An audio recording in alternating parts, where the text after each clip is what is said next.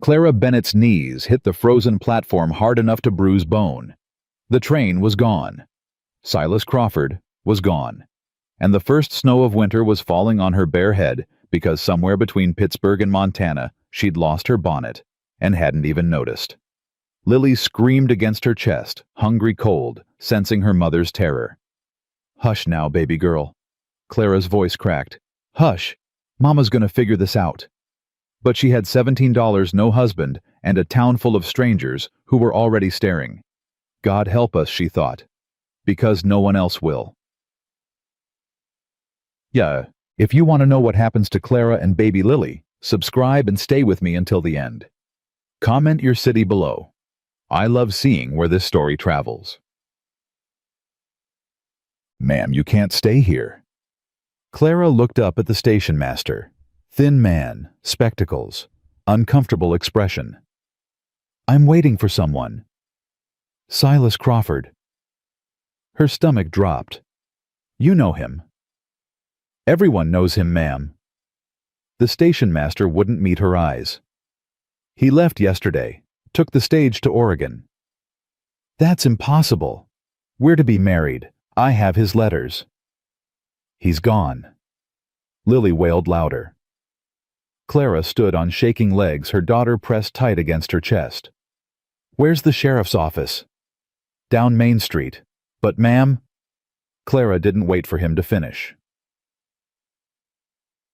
The sheriff was a thick man with a gray mustache and tired eyes.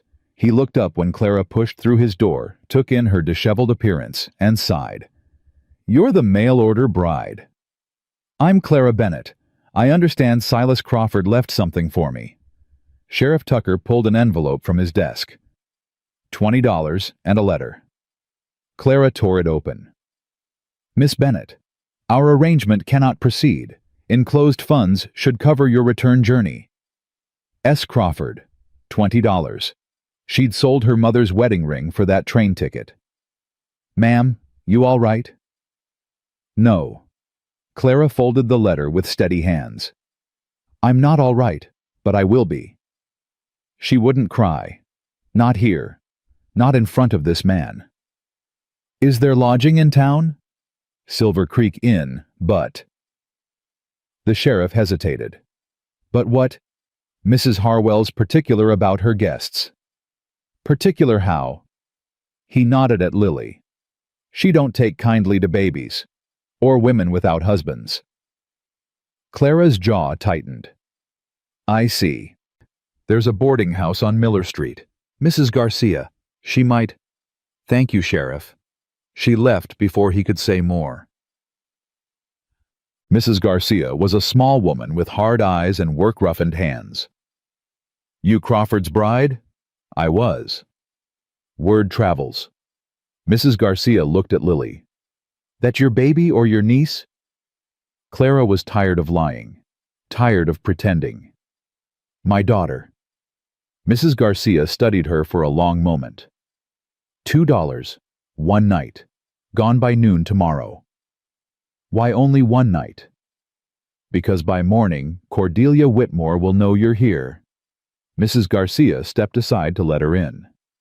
"And when that woman decides you're trash, this whole town treats you like trash." Clara walked past her. "Who's Cordelia Whitmore?" "Banker's wife. Runs the ladies' auxiliary. Thinks she runs everything else too." Mrs. Garcia shut the door. "Room's upstairs. Don't make noise." Clara fed. Lily changed her and sat on the narrow bed as darkness fell. $17. One night of shelter. A baby who needed milk and warmth and safety. What are my options? Go back to Pittsburgh. She couldn't afford the ticket. And even if she could, what waited for her there? The boarding house that had hidden her shame.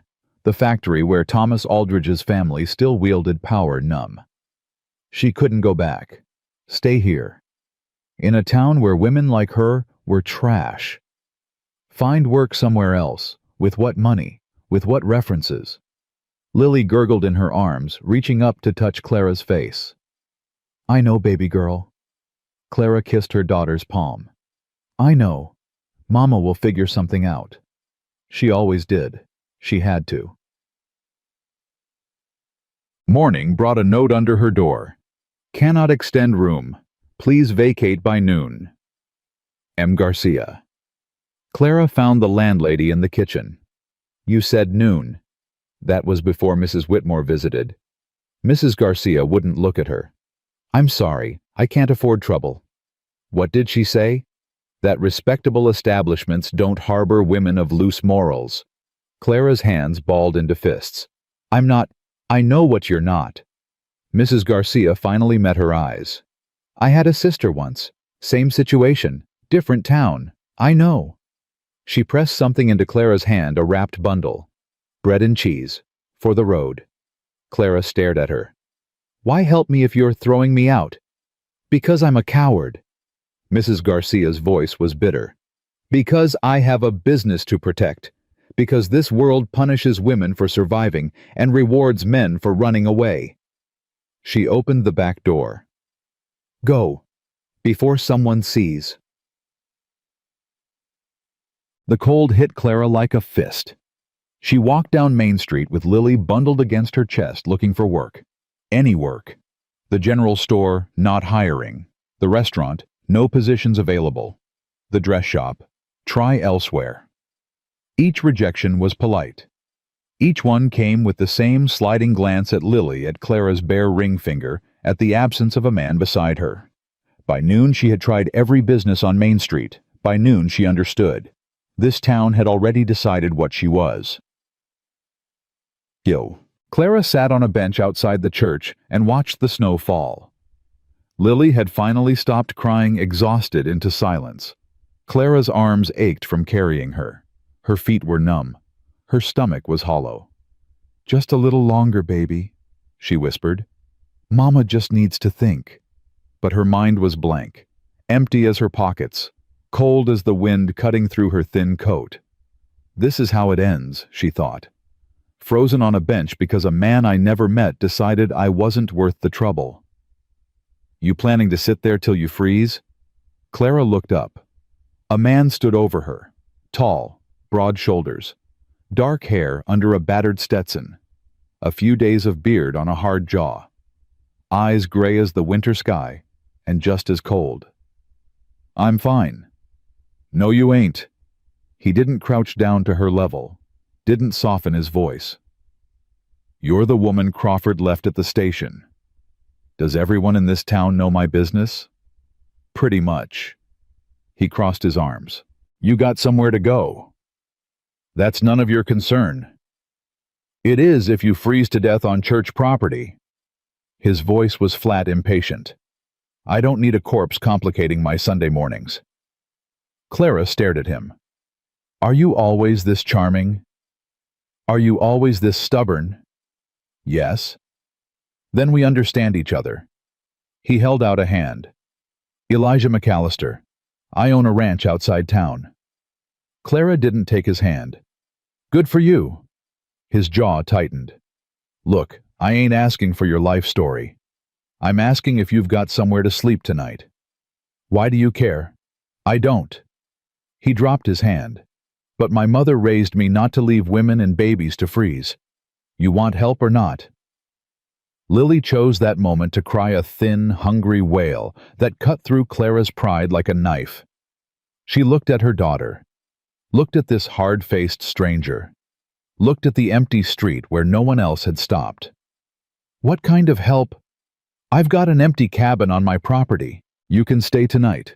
Figure out your next move tomorrow. And what do you want in return? His eyes narrowed. What do you think I want? I think every man who offers help wants something. For a long moment he said nothing. Then, you're right, they do. He pulled off his gloves and handed them to her. But I ain't every man. Put those on before your fingers fall off. Clara looked at the gloves, worn leather, still warm from his hands. Why are you doing this? Because my mother would haunt me if I didn't. He turned toward a wagon at the edge of the street. You coming or not? Clara stood, her legs nearly buckled. Fine, but I'm not grateful.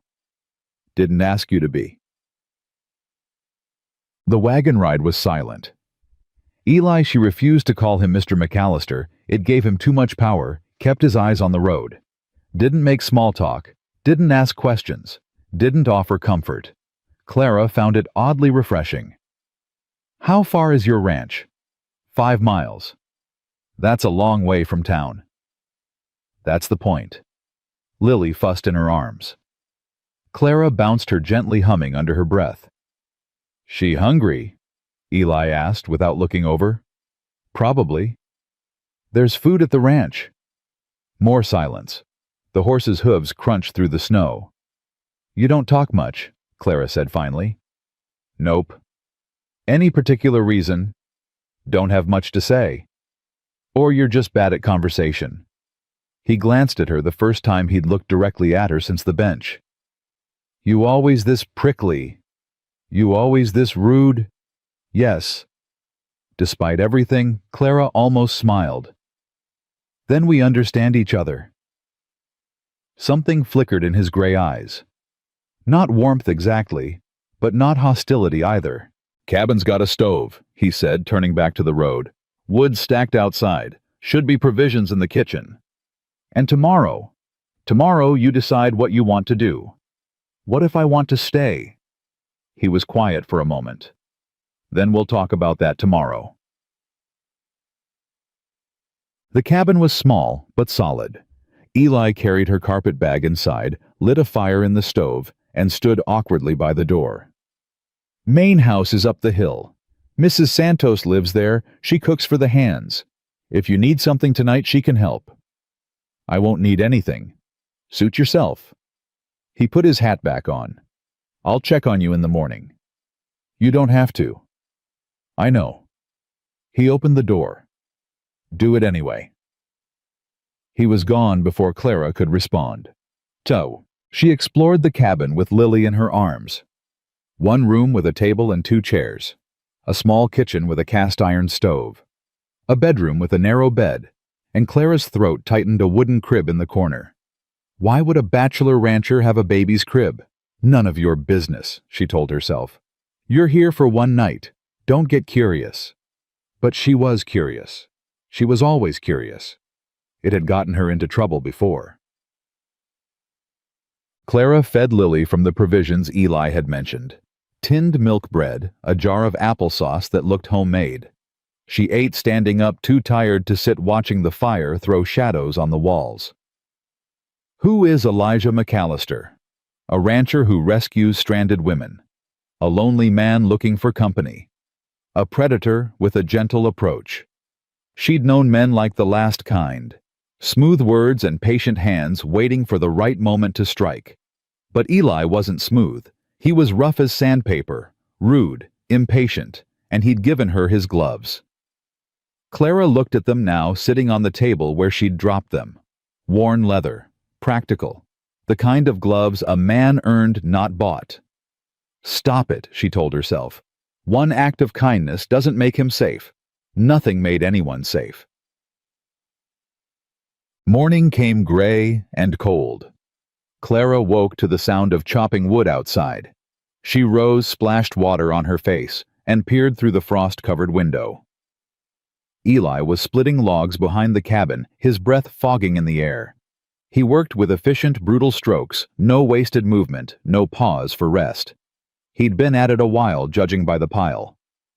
Clara pulled on her dress, checked that Lily was still sleeping, and stepped outside. You didn't have to do that. Eli didn't look up. Stove eats wood fast. You'd have run out by noon. I could have chopped my own. In that dress. He finally glanced at her. You'd freeze before you finished. Clara crossed her arms. I've done harder work than chopping wood. I don't doubt it. He buried the axe in the stump and straightened. You eat? Not yet. There's coffee in the main house. Breakfast, too. I'm not hungry. You're lying.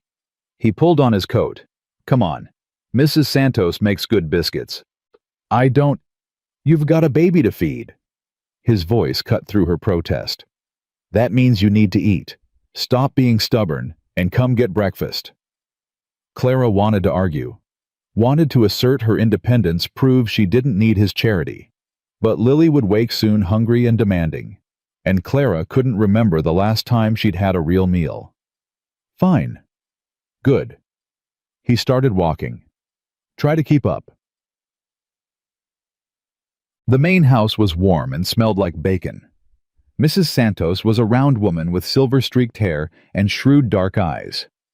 She looked Clara up and down, then nodded once. Sit. Eat. Clara sat. A plate appeared in front of her: eggs, bacon biscuits, gravy. More food than she'd seen in weeks. Thank you. Don't thank me yet. Mrs. Santos poured coffee. You might be gone by noon. Clara's hand froze over her fork. What? Eli doesn't keep people around. Mrs. Santos sat across from her. Hasn't since Maggie died? Who's Maggie? The kitchen door banged open. Eli stood there, snow on his shoulders, irritation on his face. Rosa, stop gossiping. I'm not gossiping. I'm informing. It's the same thing. It's not. Mrs. Santos pushed a plate toward him. Sit. Eat. Let the girl finish her breakfast in peace. Eli sat, but his eyes stayed on Clara. Wary. Guarded. Who was Maggie Clara? Filed the question away for later. After breakfast, Eli walked her back to the cabin. Mrs. Santos talks too much. She mentioned someone named Maggie. Eli's jaw tightened. She shouldn't have. Who was she? None of your business. You're right. Clara stopped at the cabin door. Just like my past is none of yours. He stared at her. She stared back. Fair enough, he said finally. So what happens now? Now I go work. You stay here with your baby. Tonight we talk about whether you're leaving or staying. And if I want to stay, then we figure out an arrangement. He started to turn away, then stopped. The crib in the bedroom. It was mine, and my sister's. Our father made it. Clara's throat tightened. Why is it here? Because I thought. He stopped, started again. Doesn't matter why. It's there if you need it. He walked away before she could respond. Clara spent the day exploring the ranch. Not far, she kept the cabin in sight. Lily bundled warm in her arms, but enough to understand what kind of operation Eli ran. Cattle in the distance, a solid barn, a bunkhouse where she could hear men laughing. Everything well-maintained, practical, no nonsense, like its owner. You must be the new arrival. Clara turned. An old man approached, weathered face, kind eyes, a limp in his left leg. I'm Jed Tanner, foreman. Clara Bennett. I know. He nodded at Lily. Pretty baby. Thank you. Eli tell you about the job? Clara frowned. What job? Jed's eyebrows rose. He didn't mention it. We need a cook. Mrs. Santos is getting on in years. Can't handle all the meals anymore. He shrugged. Figured that's why he brought you here. He brought me here because I was freezing on a bench. That too, probably. Jed studied her. You can cook? Yes. Then seems like a good fit to me. He tipped his hat. Think about it, Miss Bennett. Ain't many options for women in your situation. This one's better than most. He walked away, leaving Clara with more questions than answers. That evening, Eli knocked on the cabin door. Come in. He entered hat in hand, looking uncomfortable. Jed said he talked to you. He mentioned a job. I was going to bring it up tonight. Eli sat in one of the chairs, his long legs stretched toward the fire. Didn't want you to think I had expectations. What kind of expectations? The kind you accused me of yesterday. Clara sat across from him, Lily sleeping in her arms. You're offering me a job. Room board, fair wage. You cook for the hands, help Mrs. Santos with the house. He met her eyes. Nothing more. Why? Why what? Why help me? You don't know me. You don't owe me anything." Eli was quiet for a long moment. The fire crackled. Wind rattled the windows. "My mother took in a woman once," he said finally. "Young girl, pregnant, no husband. Town wanted to run her out." His voice was flat, careful. "Ma said a person's worth isn't measured by their worst mistake. She gave that girl a home, helped her get back on her feet." "What happened to her?" "She left eventually, started over somewhere else, wrote my mother letters for years after." He looked at Clara. "I was 8 years old, but I never forgot how my mother stood up to everyone who said she was wrong." Clara's chest ached. "She sounds like a good woman." "She was the best woman I ever knew." A pause. "Until I met another one who reminded me of her." Clara didn't ask who. She wasn't sure she wanted to know. "I'll take the job," she said instead. "But I have conditions." "Name them." "I work for my keep, no charity. Everything I receive I earn. Fair. Lily stays with me. If that's a problem, it's not. And if anyone suggests I'm here for improper reasons, I leave, immediately, no arguments." Eli nodded slowly. "Anything else?" Clara hesitated. Then, "Tell me about Maggie." His face went blank, closed off. "That's not part of the deal."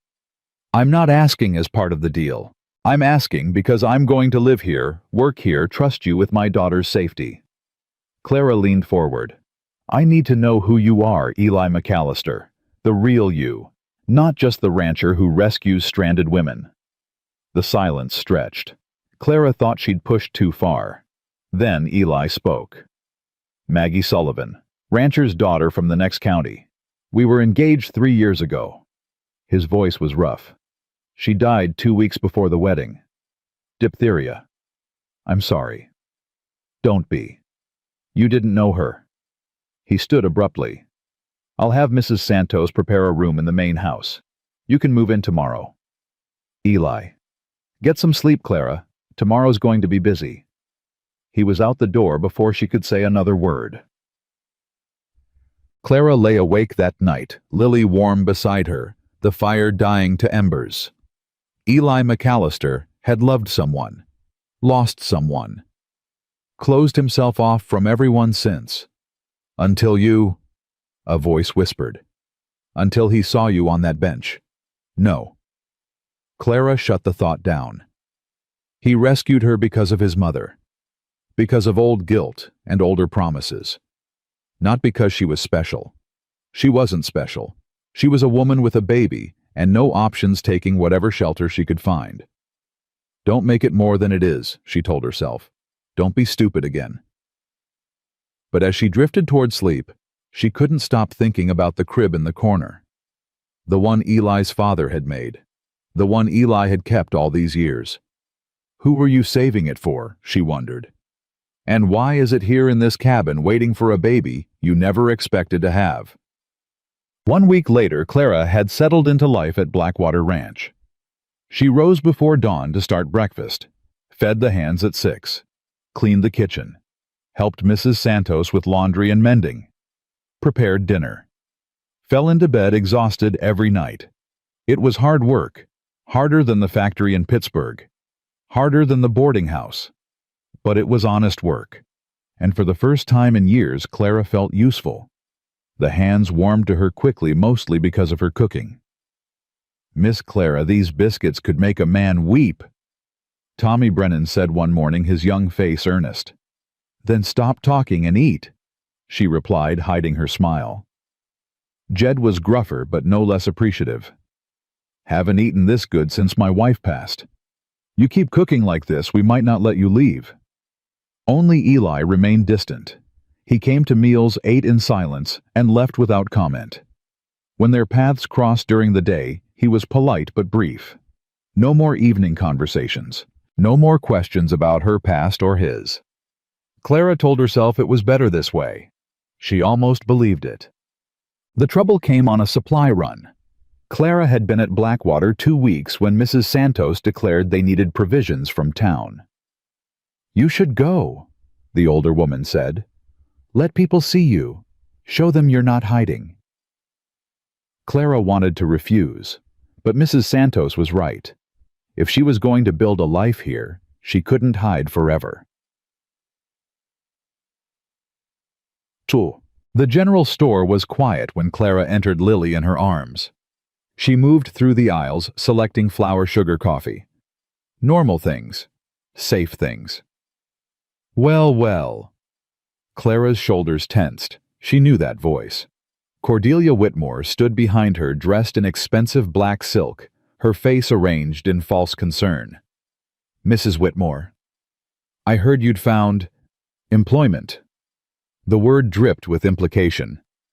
At the McAllister Ranch. How fortunate for you. Yes, I'm their cook. Is that what they're calling it now? Clara's grip tightened on her basket. I don't know what you mean. Of course you don't, dear. Mrs. Whitmore stepped closer, lowering her voice. But I know exactly what you are. A woman who couldn't keep her virtue.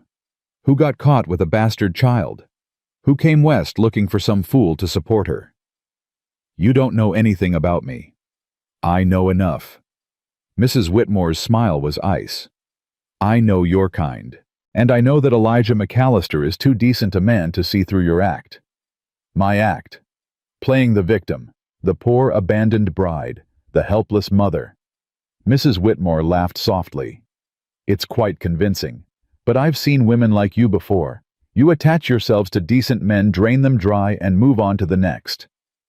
Clara's voice shook with fury. You know nothing. I know that baby isn't any niece. Mrs. Whitmore's eyes were sharp, triumphant. I know you've been lying since you arrived, and I know it's only a matter of time before Eli McAllister discovers exactly what kind of woman he's harboring. Is there a problem here? Both women turned. Eli stood in the doorway, his face unreadable, his eyes fixed on Mrs. Whitmore. Mr. McAllister. Cordelia's tone shifted to sugar. I was just welcoming your new cook to town. Didn't sound like a welcome. I'm sure you misheard. I don't mishear. Eli moved to Clara's side. And I don't appreciate people insulting my employees. Insulting you were simply leaving. Eli's voice hardened. Now. Mrs. Whitmore's face flushed with anger. You're making a mistake, Mr. McAllister. This woman is not what she seems. Neither are you, Mrs. Whitmore. But I don't go around announcing it in public. He took Clara's basket from her hands. We're done here. He guided Clara out of the store, his hand warm and steady on her back. They didn't speak until they reached the wagon. You didn't have to do that, Clara said. Yes, I did. She's going to make trouble for you now. She was always going to make trouble. Eli lifted her basket into the wagon. Cordelia Whitmore has been looking for reasons to hate me for years. This just gives her a new one. Why does she hate you? Because I won't sell her husband my land. Because I don't bow to her social games. Because... He stopped. Because what? Because I was engaged to her daughter's rival. And when Maggie died, Cordelia saw it as divine justice. His voice was bitter. She's a small, mean woman who wraps her cruelty in righteousness. Don't let her get to you. Clara stared at him. She said things about me. About Lily. I know. Things that might be true. Eli went still. What do you mean? Clara took a breath. She'd known this moment would come, had dreaded it. But after what he'd just done for her, she owed him the truth. Lily isn't my niece. Her voice was steady, even as her heart raced. She's my daughter. Her father was a man who promised me marriage and abandoned me when I told him I was pregnant. Eli's expression didn't change. I lied to Silas Crawford, told him Lily was my orphaned niece. I hoped he wouldn't care once he met us. Clara laughed bitterly. I was wrong. Why are you telling me this? Because you deserve the truth. Because Mrs. Whitmore is going to spread this all over town. Because, Clara's voice cracked, because if you want me to leave, I'd rather know now than later. Eli was silent for a long moment. Then he held out his hand to help her onto the wagon. Get in. Eli. I said get in. Clara took his hand, climbed up, sat rigid beside him as he took the reins. They drove in silence for a mile, 2 miles, 3. Finally, Eli spoke. My mother's father was a drunk who beat his wife. My father fought for a cause that lost. I've got more skeletons than a graveyard. He glanced at her. You think I'm going to judge you for surviving the best way you knew how? Clara's throat closed. You're not angry. I'm angry that someone hurt you. I'm angry that you had to lie to survive. I'm angry that women like Cordelia Whitmore get to sit in judgment while men like Lily's father walk free. His hands tightened on the reins. But I'm not angry at you. I could never be angry at you. Tears spilled down Clara's cheeks before she could stop them. Thank you. Don't thank me. Eli looked straight ahead. Just cook dinner. The hands get cranky when they're hungry. Clara laughed through her tears. And for the first time since Pittsburgh, she let herself hope that maybe, just maybe, she had finally found somewhere to belong. They arrived back at the ranch as the sun was setting. Eli helped her down from the wagon, and for a moment they stood closer than they'd ever been. Clara? Yes. What Mrs. Whitmore said about you attaching yourself to men draining them dry. I would never. I know. His eyes held hers.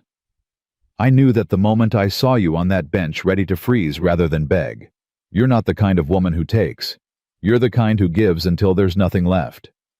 Clara couldn't breathe. Eli. I'm not good with words. His voice was rough. Never have been. But I want you to know whatever happens, whatever that woman tries to do, you have a home here.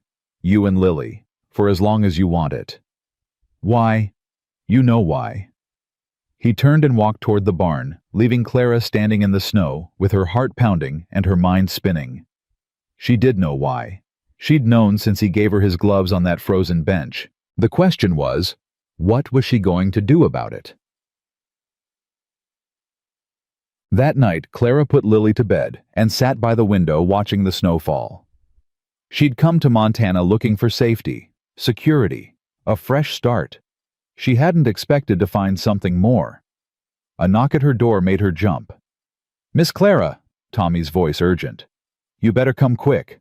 Clara opened the door. What's wrong? Ryder just came from town. Tommy's face was pale. Mrs. Whitmore's been talking, telling everyone about you and Lily. The whole town's buzzing. Clara's blood went cold. What are they saying? That you're a fallen woman, that Eli's been fooled, that... Tommy swallowed. That someone ought to run you out before you corrupt the whole county. Clara gripped the doorframe. Where's Eli? In the barn, but Miss Clara... She was already running. Eli was saddling his horse when she found him. You heard, he said without turning. Where are you going? Town. I'm going to have a conversation with Mrs. Whitmore. Eli, don't. You'll only make it worse. It can't get worse. He yanked the cinch tight. She's been spreading lies about you all afternoon. By tomorrow, every ranch in the county will have heard. Then let them hear. Clara grabbed his arm, forcing him to look at her. You think I care what these people think? I've survived worse than gossip. You shouldn't have to survive anything else. That's not your choice to make. They stood there breathing hard, his arm warm under her fingers. I can't just do nothing, Eli said finally. I can't just let her destroy you. She won't destroy me. I won't let her. Clara's voice steadied. But if you ride into town like an avenging angel, you'll prove every nasty thing she's saying, that I've got you wrapped around my finger, that you've lost your judgment over some fallen woman. I don't care what they think. I care. Clara's hand moved to his chest, pressing flat over his heart. I care because you're a good man, and you deserve better than to have your reputation ruined over me. Clara, let me fight this my way. Please. Eli stared at her conflict warring in his gray eyes. What's your way? I don't know yet. She smiled slightly. But I'll figure it out. I always do. For a moment she thought he would argue, would push past her and ride into town anyway. Then he exhaled slowly and lowered the reins. Fine. But if anyone tries to hurt you, I'm done waiting. Fair enough. She started to pull away. He caught her hand. Clara. Yes. I meant what I said earlier about you having a home here. His thumb traced circles on her palm. About knowing why. Clara's heart hammered. Eli? I'm not asking for anything, not expecting anything. He stopped, started again. I need you to know that whatever happens tomorrow, my feelings won't change. Your feelings. You know what I mean. She did. God help her, she did. Get some sleep, she whispered. Tomorrow's going to be a long day. She pulled free and walked back to the cabin without looking back, but she felt his eyes on her the whole way. Clara didn't sleep that night. She sat by the window watching the snow fall, planning her next move. Cordelia Whitmore wanted a war. Fine. Clara had survived men who made promises they never intended to keep, survived a town that turned its back on her, survived 2,000 miles of fear and hope and heartbreak. She could survive one bitter woman with too much power and too little compassion. But as dawn broke gray and cold over Blackwater Ranch, Clara couldn't shake the feeling that something was coming. Something worse than gossip. Something that would change everything. She just didn't know what. Mrs. Santos found her in the kitchen at first light. You look terrible. Thank you. That's very kind. I'm not kind. I'm honest. The older woman poured 2 cups of coffee and sat across from Clara. Heard about the trouble in town? News travels fast. It does when Cordelia Whitmore's involved. Mrs. Santos sipped her coffee. That woman's got a tongue like a whip and a heart like a stone. She's been trying to destroy this family for years. Why? Because she can't control them. Because Eli won't bow to her. Because... Mrs. Santos hesitated. Because what? Because her daughter wanted Eli. Still wants him if the rumors are true. Mrs. Santos met Clara's eyes. Prudence Whitmore has been throwing herself at that man since Maggie died. He won't look twice at her. Clara's stomach tightened. And now I'm here. Now you're here. Looking like everything Cordelia hates, strong, independent, surviving without her approval. Mrs. Santos smiled grimly. You're a threat, Clara, not because of what you've done, but because of what you represent. What do I represent? That a woman can make it without men like Cordelia's husband, without society's blessing, without anyone's permission. Mrs. Santos reached across the table and gripped Clara's hand. That terrifies her. And Cordelia Whitmore destroys things that terrify her. Clara stared at the older woman. How do I fight that? You don't, not directly. Mrs. Santos squeezed her hand. You survive. You thrive. You show this whole county that their gossip can't break you. She stood. Now make breakfast. The hands are hungry and nothing defeats hatred like a good biscuit. Despite everything, Clara laughed. The morning passed in a blur of cooking and cleaning. Clara kept busy refusing to think about what was being said in town, what Cordelia Whitmore might be planning. She was elbow-deep in bread dough when the sound of horses made her look up. Through the kitchen window, she saw riders approaching. 3 of them, moving fast. Her hands stilled. Mrs. Santos. The older woman came to stand beside her. I see them. Who are they? Mrs. Santos's face was grim. Trouble. The riders reached the main house just as Eli emerged from the barn. Clara wiped her hands and moved to the window watching. The lead rider dismounted. A woman. Tall, dark-haired, dressed in expensive riding clothes. Even from this distance, Clara could see the family resemblance. Cordelia Whitmore, Mrs. Santos confirmed. And her daughter Prudence. And... She sucked in a breath. That's Sheriff Tucker. Clara's blood turned to ice. The sheriff. This isn't gossip anymore. Mrs. Santos gripped her arm. Stay here. Don't come out until I tell you it's safe. But stay. Here. Mrs. Santos hurried outside, leaving Clara alone in the kitchen with a half-kneaded lump of dough and a heart full of dread. Through the window, she watched them argue. She couldn't hear the words. But she saw Eli's face go dark with fury. Saw Mrs. Whitmore gesture toward the house. Saw the sheriff shift uncomfortably, his hand resting on his gun. Then Eli looked directly at her window and shook his head. Stay inside, his expression said. Don't come out. Clara gripped the counter, trembling. What was happening? The argument continued for several minutes. Finally, the sheriff mounted his horse and rode away.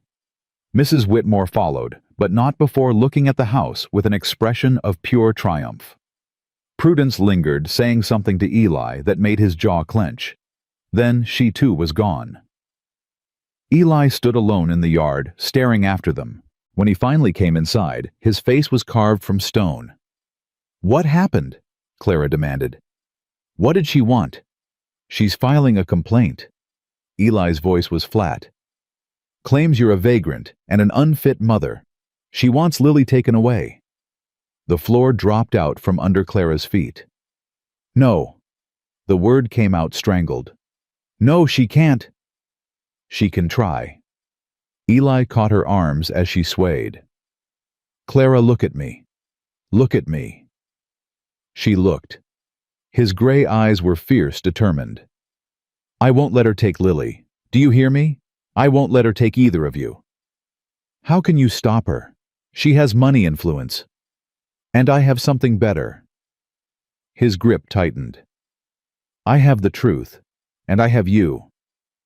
Clara stared at him, tears streaming down her face. Why are you doing this? Why are you fighting for me? Because you're worth fighting for. His voice cracked. Because He stopped, swallowed hard.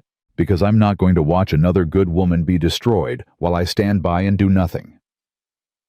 Another good woman. Maggie. He was fighting for Clara because he couldn't save Maggie. It should have hurt being a substitute. A second chance at redemption. Instead, it made Clara love him more. What do we do? She whispered. We fight. Eli released her arms but didn't step back.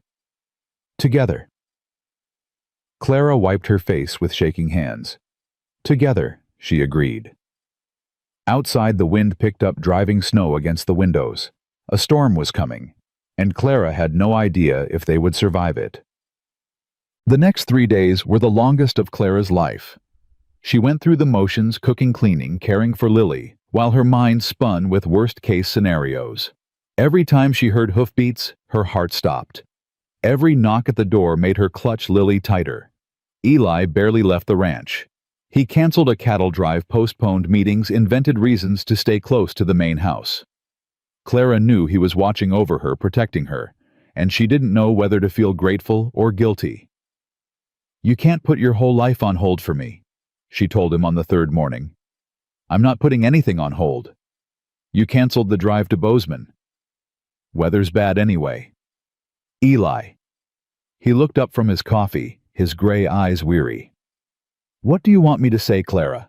That I should ride off and leave you here alone while Cordelia Whitmore plots to steal your daughter? I want you to stop pretending this is normal. It's not normal. He set down his cup. Nothing about this is normal. A woman He stopped, tried again. Someone under my protection is being threatened. I'm not going to apologize for taking that seriously. Clara wanted to ask what he'd been about to say. A woman, yet what care about need love. But Mrs. Santos chose that moment to bustle in with news from town. "Whitmore's been busy," the older woman announced, dropping into a chair. "She's got half the ladies' auxiliary convinced you're a danger to public morality. The other half are afraid to speak up." "What about the men?" Eli asked. "Most don't care one way or another. They've got cattle to tend and winter to survive. But the ones who do care, the church elders, the town council, they're listening to her." Clara's stomach churned. "What does that mean?" "It means there's going to be a hearing." Mrs. Santos's face was grim. "Next week. The county judge is coming through on his circuit. Cordelia's petitioned him to rule on your fitness as a mother." The room tilted. Clara gripped the edge of the table. "She can't do that," she whispered. "She doesn't have the authority.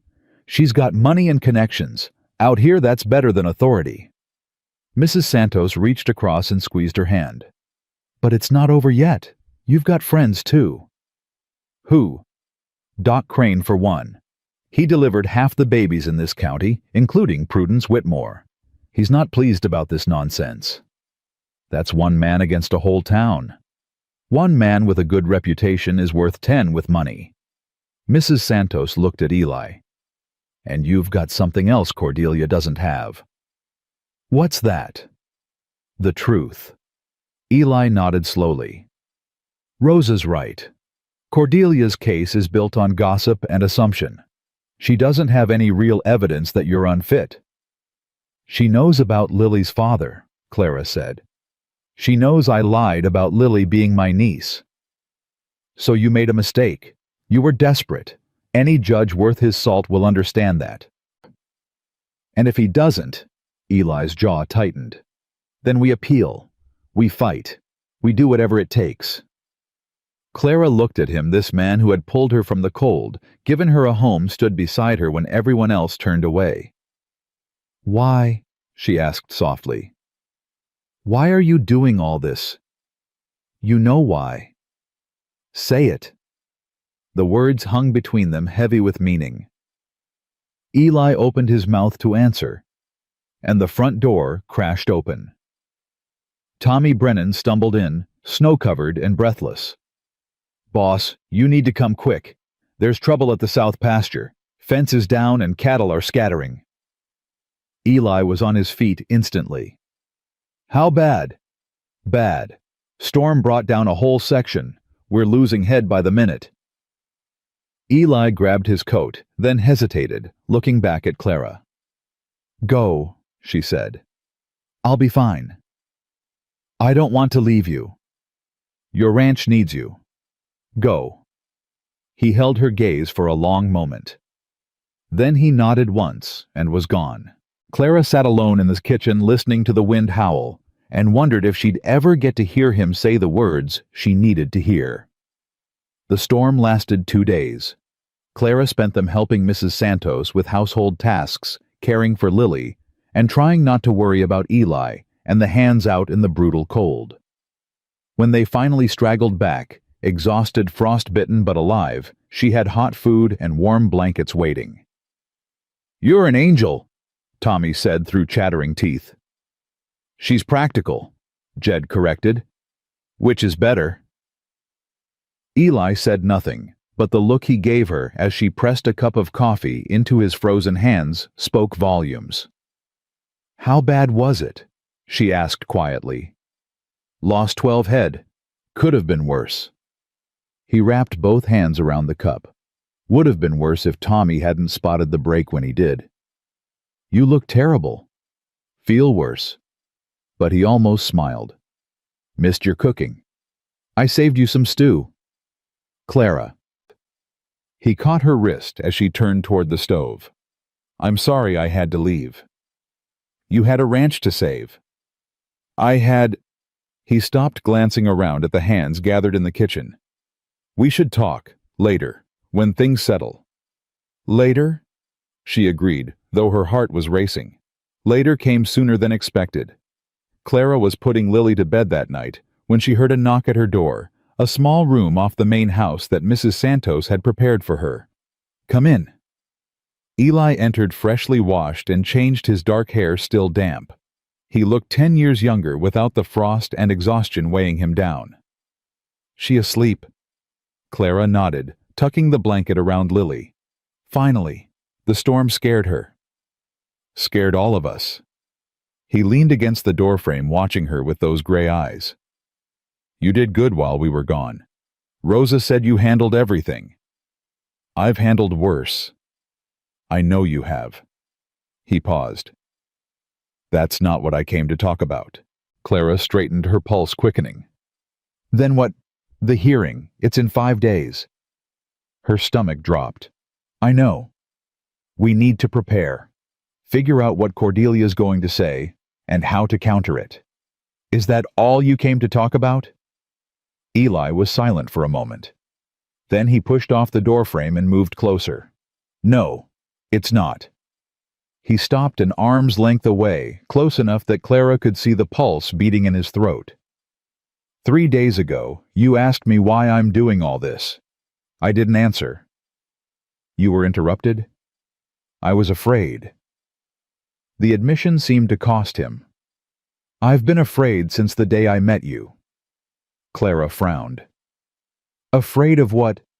Of this?" He gestured between them. "Of feeling something again. Of wanting something I swore I'd never want. Eli, let me finish, please." She nodded, barely breathing. "When Maggie died, I shut down. Locked everything away. Told myself it was easier to feel nothing than to risk that kind of pain again." His voice was rough. "And it worked. For 3 years it worked. Then you showed up on that bench with your baby and your pride and your stubborn refusal to give up, and everything I'd locked away came flooding back." Clara's eyes stung with tears she refused to shed. "I'm not Maggie." "I know you're not. That's not—" He exhaled sharply. "I'm not trying to replace her. I'm not trying to find someone who reminds me of her. You're nothing like her, Clara. Maggie was soft where you're hard, gentle where you're fierce. She never would have survived what you've survived." "Then why?" "Because you made me feel alive again." He took another step closer. "Because when I'm with you, I remember what it's like to hope, to want, to imagine a future that's more than just surviving from one day to the next." Clara's heart was pounding so hard she was sure he could hear it. "Eli, I don't know if I can. I'm not asking for anything." His hand came up, hovering near her face without touching. "I just needed you to know, before the hearing, before whatever happens next. I needed you to know that you're not just someone I'm protecting out of duty or obligation. What am I then? You're the woman I love." The words fell between them like stones into still water, sending ripples through everything Clara thought she knew. "You can't," she whispered. "You don't know me. Not really. Not all of it." "Then tell me. Whatever it is, tell me." Clara turned away, wrapping her arms around herself. "Lily's father, Thomas Aldridge. He was the son of my mother's employer. He courted me for months after my mother died. Told me he loved me. Told me we'd be married as soon as he convinced his parents. And you believed him." "I was 18 and alone and desperate for someone to care about me." Her voice cracked. "So yes, I believed him. I let him, I gave him—" She couldn't finish. "He used you," Eli said flatly. "He took what he wanted and threw me away." Clara faced him, tears streaming down her face now. "When I told him about the baby, he called me a whore. Said I must have been with other men. Said his family would destroy me if I tried to claim he was the father. Son of a bitch. His mother had me dismissed without a reference. I couldn't find work anywhere in the city. The only place that would take me was a boarding house for fallen women, and even they made me work in the kitchen where no one could see my shame." "Clara, I'm not finished." She wiped her face with shaking hands. "I answered Silas Crawford's advertisement because I was desperate. Because I thought any man who wanted a wife badly enough to order one from a catalog wouldn't ask too many questions. I lied about Lily being my niece because I knew no decent man would marry a woman with a bastard child. She laughed bitterly. Turns out, even an indecent man wouldn't marry me. Silas Crawford was a fool and a coward. Maybe, or maybe he was the only honest one. He saw what I really was and ran. Eli crossed the distance between them in 2 strides. His hands cupped her face thumbs, wiping away her tears. "What you really are," he said, "is the strongest woman I've ever met. What you really are is a mother who did whatever she had to do to protect her child. What you really are is someone who deserves love and happiness, and a home, not judgment from small-minded people who've never faced half of what you've faced." "You don't?" "I do." His forehead touched hers. "I do know you, Clara. I've seen you work until your hands crack. I've seen you comfort your daughter in the middle of the night. I've seen you stand up to Cordelia Whitmore without flinching. I've seen you laugh and cry and fight and hope. That's not—" "Let me finish." His voice gentled. "I've seen you look at me like you're afraid to believe anything good can last, and I understand why, and God knows I understand, but I'm asking you to try. I'm asking you to let me prove that not every man is like Thomas Aldridge or Silas Crawford." Clara was trembling. "What if I can't? What if I'm too broken to love anyone?" "You're not broken." He pulled back just enough to look into her eyes. "You're scarred. There's a difference.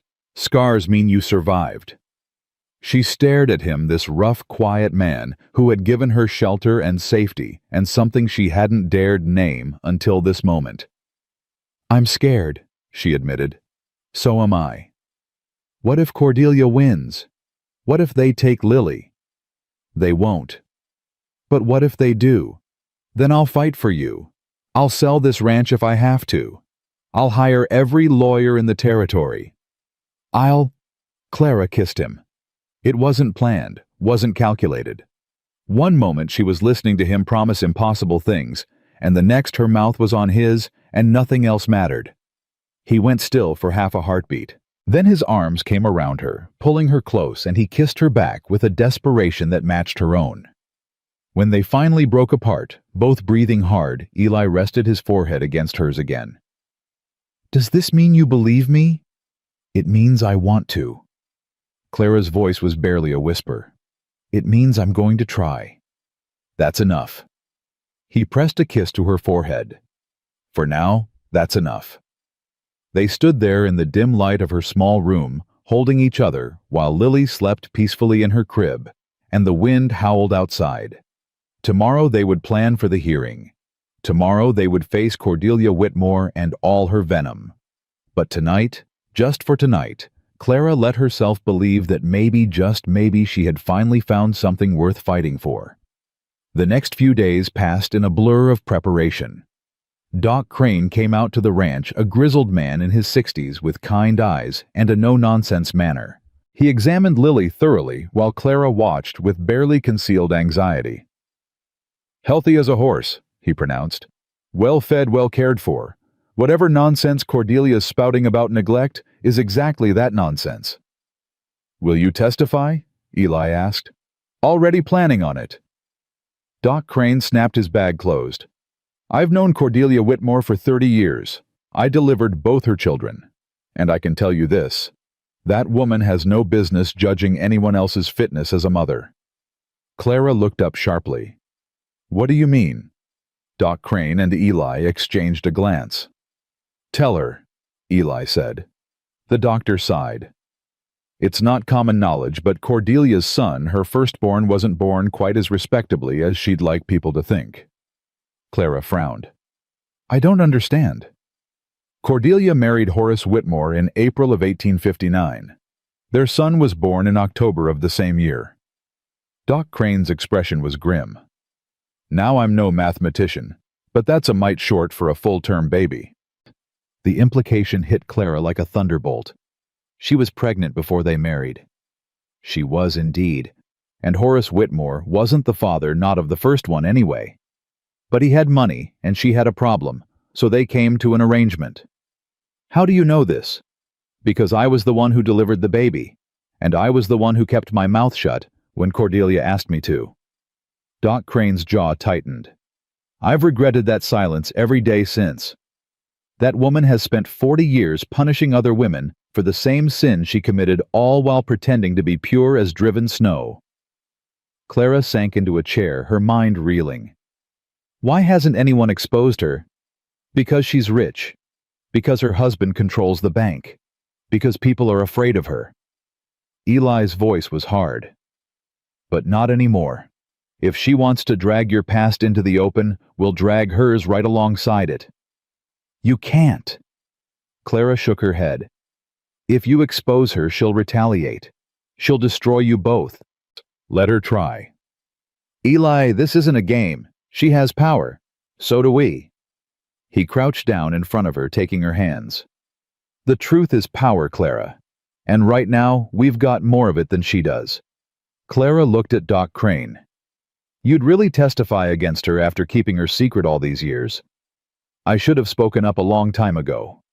The doctor's voice was heavy with regret. Maybe if I had, she wouldn't have become the monster she is today. Maybe other women wouldn't have suffered because I was too cowardly to tell the truth. You weren't cowardly. You were protecting a patient. I was protecting myself. Doc Crane picked up his bag. But not anymore. I'll see you both at the hearing. After he left, Clara sat in silence, trying to process everything she'd learned. Cordelia Whitmore was a hypocrite, a fraud, a woman who had built her entire identity on moral superiority while hiding the same shame she condemned in others. This changes things, she said finally. It does.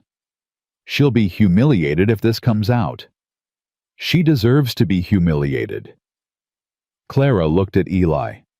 I don't want to win by destroying her. I just want to keep my daughter. Sometimes you can't do one without the other.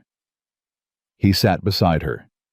Cordelia's not going to back down just because we ask nicely. She's coming for you with everything she has. The only way to stop her is to hit back harder. That's not who I want to be. Then who do you want to be? Clara was quiet for a long moment. Someone Lily can be proud of. Someone who fought fair even when her enemies didn't. Eli studied her face. You're a better person than me. I'm not. I'm just tired of hate. Tired of people tearing each other down.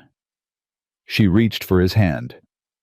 If we use her secret against her, we become exactly what she says we are: cruel people who destroy lives for our own benefit. So what do you suggest? We tell the truth about me. All of it. We don't hide, don't make excuses, don't apologize for anything except the lies I told to survive. Clara's voice steadied. And we let the judge decide based on facts, not gossip. And if he decides against you, then at least I'll know I did the right thing. Eli was silent for a long time. Then he lifted her hand to his lips and kissed her knuckles. You're something else, Clara Bennett. Is that good or bad? It's the best thing that's ever happened to me. The morning of the hearing dawned cold and clear. Clara dressed in her best dress, a simple blue cotton that Mrs. Santos had helped her alter, and pinned her hair up with steady hands. Lily gurgled happily in her crib, oblivious to the battle about to be fought over her future. No matter what happens today, Clara told her daughter, I love you. Everything I've done, I did for you. Lily reached up and grabbed Clara's nose, making her laugh despite her nerves. Ready! She turned to find Eli in the doorway, dressed in a dark suit that made him look like a different man, older, more distinguished, almost handsome in a rough-hewn way. No, she admitted. But I don't think I'll ever be ready. Then let's get it over with. The ride to town was quiet. Clara held Lily in her arms, watching the snow-covered landscape pass by, trying not to think about what might happen if things went wrong. Clara. Eli's voice broke through her thoughts. Whatever happens in there, I want you to know. Don't. She looked at him. Don't say goodbye. Not yet. I wasn't going to say goodbye. He reached over and took her hand. I was going to say I'm proud of you. No matter what that judge decides, nothing changes how I feel." Clara squeezed his hand, unable to speak, around the lump in her throat.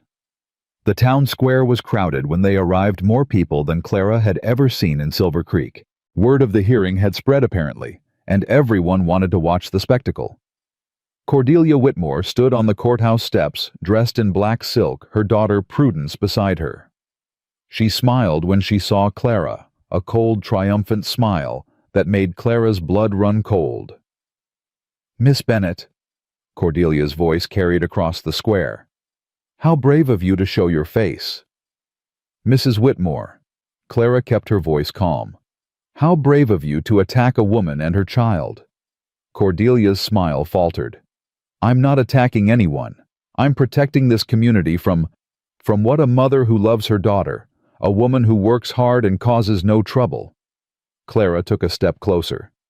"Tell me, Mrs. Whitmore, what exactly am I threatening? Your very presence is a threat to public morality. My presence, not my actions, not anything I've actually done." Clara met the other woman's eyes. "You're afraid of me, aren't you? Not because of who I am, but because of who you used to be." Cordelia went pale. "I don't know what you're talking about." "I think you do." For a moment, something flickered in Cordelia's eyes, fear maybe, or recognition. Then Eli stepped forward, his hand on Clara's elbow. "We should go inside." Clara nodded and let him guide her past Cordelia, past the watching crowd, into the cool darkness of the courthouse. The judge was already seated, a weary-looking man with white hair and sharp eyes. He watched as Clara and Eli took their places on one side of the room, Cordelia and her entourage on the other. "This hearing will come to order," he said, his voice carrying easily. "We're here to consider a petition filed by Mrs. Cordelia Whitmore regarding the fitness of one Clara Bennet to retain custody of her daughter, Lily Bennet." He looked at Cordelia. "Mrs. Whitmore, you may present your case."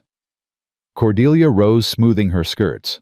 "Your Honor, I come before you today not out of malice, but out of genuine concern for a helpless child." Clara's hands clenched in her lap. "Miss Bennet arrived in our town under false pretenses, claiming to be a mail-order bride while concealing the fact that she has a child born out of wedlock. She has since taken up residence at the ranch of Mr. Elijah McAllister, a single man in circumstances that can only be described as improper." Murmurs rippled through the courtroom.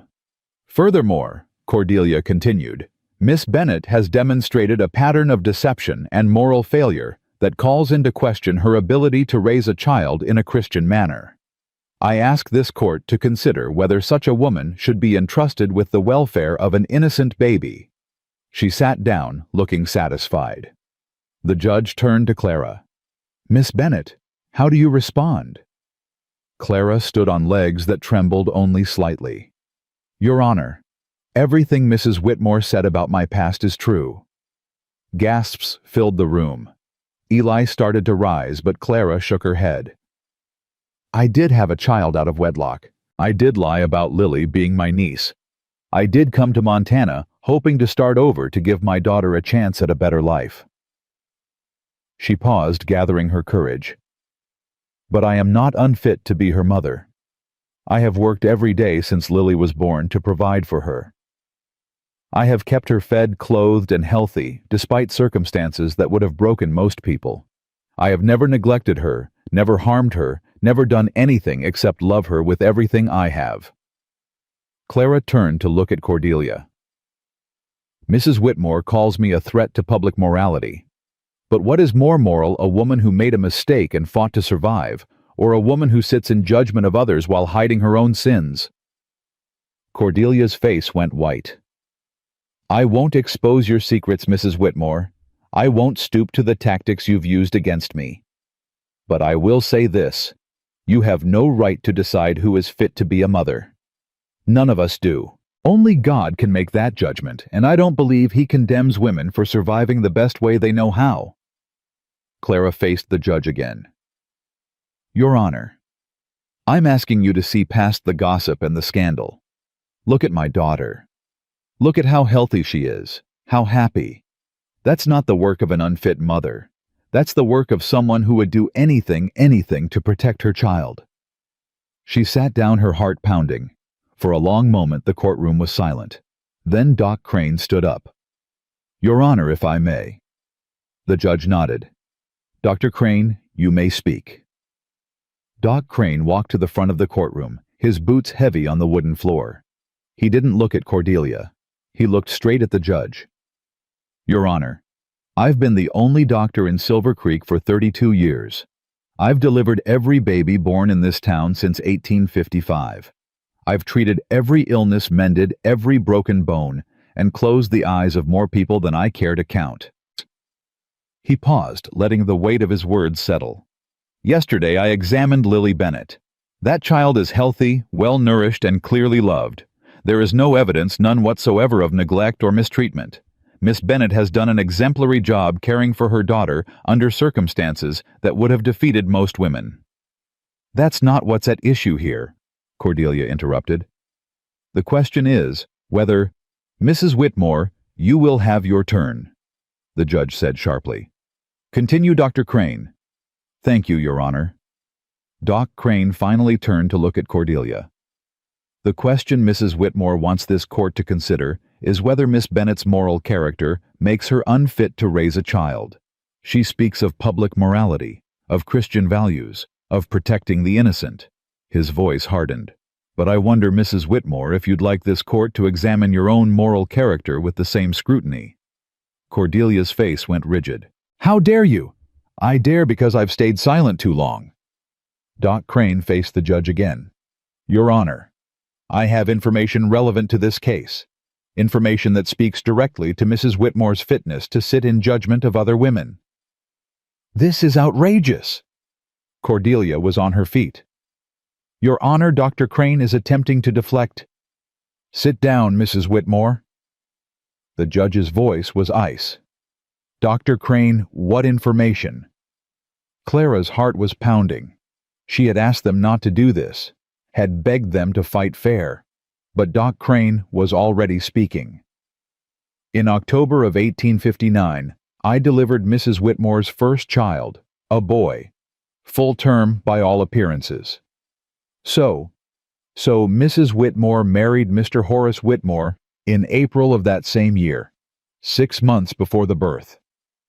Silence crashed through the courtroom like a wave. Cordelia stood frozen, her face the color of ash. "You're lying," she whispered.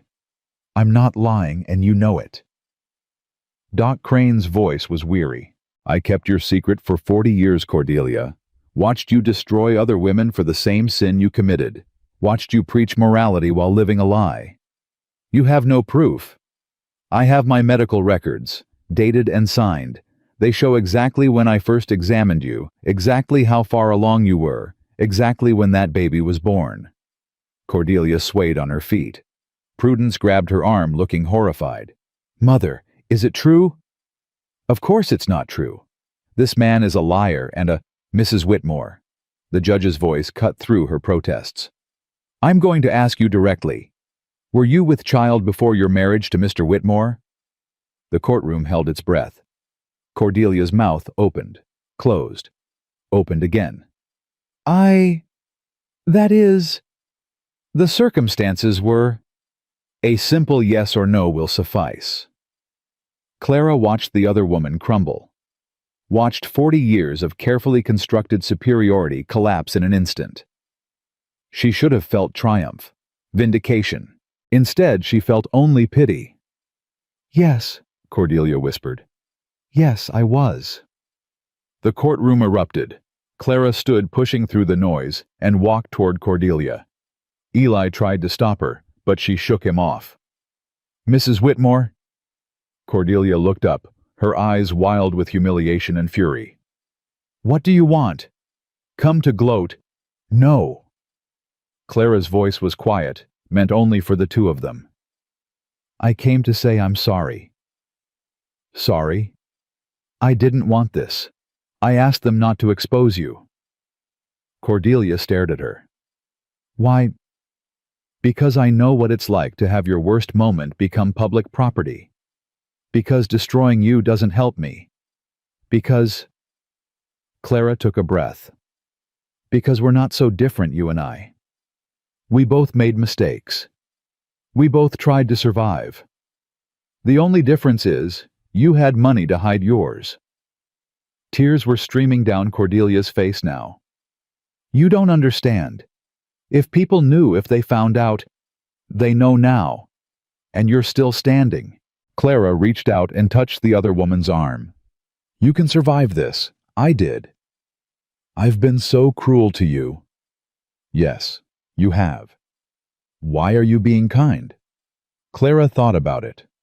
About all the hatred she could have felt, all the revenge she could have wanted.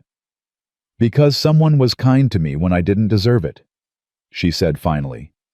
"And it changed everything." She turned and walked back to her seat, leaving Cordelia standing alone in the wreckage of her reputation. The judge called for order. "Given the revelations of this hearing," he said, "I'm prepared to make my ruling." Clara gripped Eli's hand so hard her knuckles went white. "Mrs. Whitmore, your petition is denied. There is no evidence that Miss Bennet is an unfit mother. In fact, the evidence suggests quite the opposite. She has provided excellent care for her daughter under extremely difficult circumstances." Relief flooded through Clara like warm water. "Furthermore," the judge continued, "I find it deeply troubling that this petition was brought at all.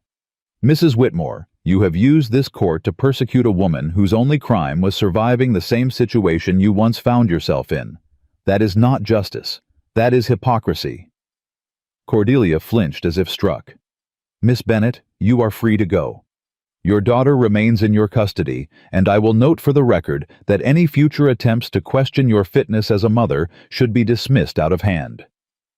"Thank you, Your Honor." Clara stood on shaking legs. Eli's arm came around her, steadying her. "It's over," he murmured. "It's over." But as they turned to leave, Cordelia's voice stopped them. "Miss Bennet." Clara looked back. Cordelia stood alone now. Prudence had fled. The crowd had pulled away from her like she was contagious. I owe you an apology." "You don't owe me anything." "I do." Cordelia's voice cracked. "I spent 40 years punishing other women because I hated myself. I thought if I could prove I was better than them, it would erase what I'd done. It doesn't work that way.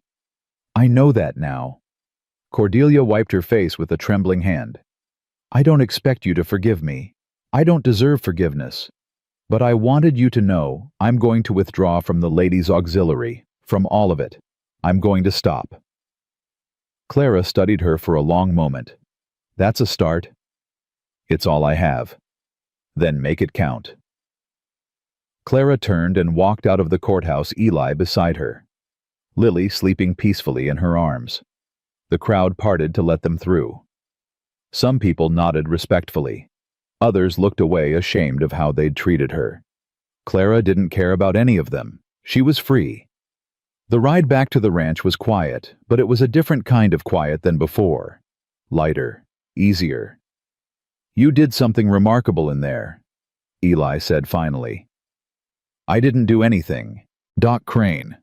"Not that. After." He looked at her. "You showed her mercy, after everything she did to you." Clara stared down at Lily, at her daughter's peaceful face. What would it have accomplished to be cruel? She's already lost everything. Her reputation, her power, her daughter's respect. Adding my hatred to that wouldn't have helped anyone. Most people wouldn't see it that way. I'm not most people. Eli smiled a real smile, the first she'd seen from him all day. "No, you're not." They reached the ranch as the sun was setting, painting the sky in shades of orange and pink.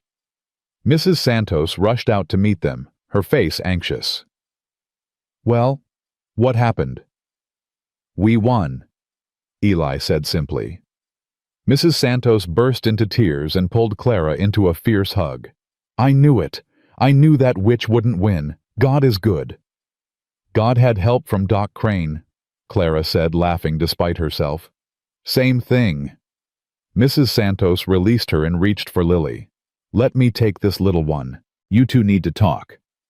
Before Clara could protest, Mrs. Santos had whisked Lily away toward the house, leaving Clara alone with Eli in the fading light.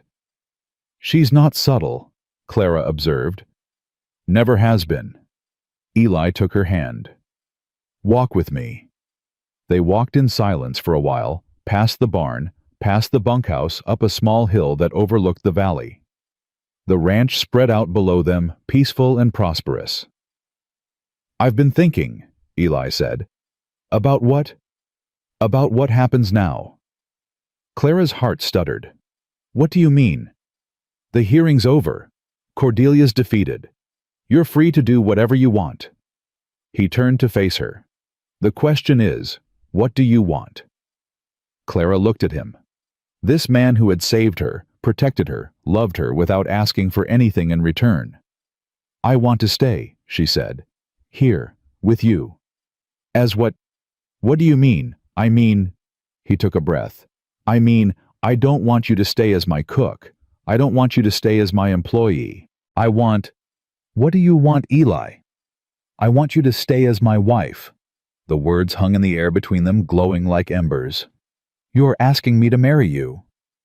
I'm asking you to spend your life with me, to build something together, to raise Lily as our daughter legally properly with my name and my protection. Clara's eyes filled with tears. Eli. I know it's soon. I know we've only known each other a few weeks, but I've spent the last 3 years feeling nothing, wanting nothing, and then you came along and... His voice broke. And I don't want to waste any more time. Life's too short, too uncertain. You really want this? A wife with a scandalous past? A daughter who isn't yours by blood? I want you, both of you. That's all that matters. Clara reached up and touched his face. His jaw was rough with stubble, his skin warm despite the cold.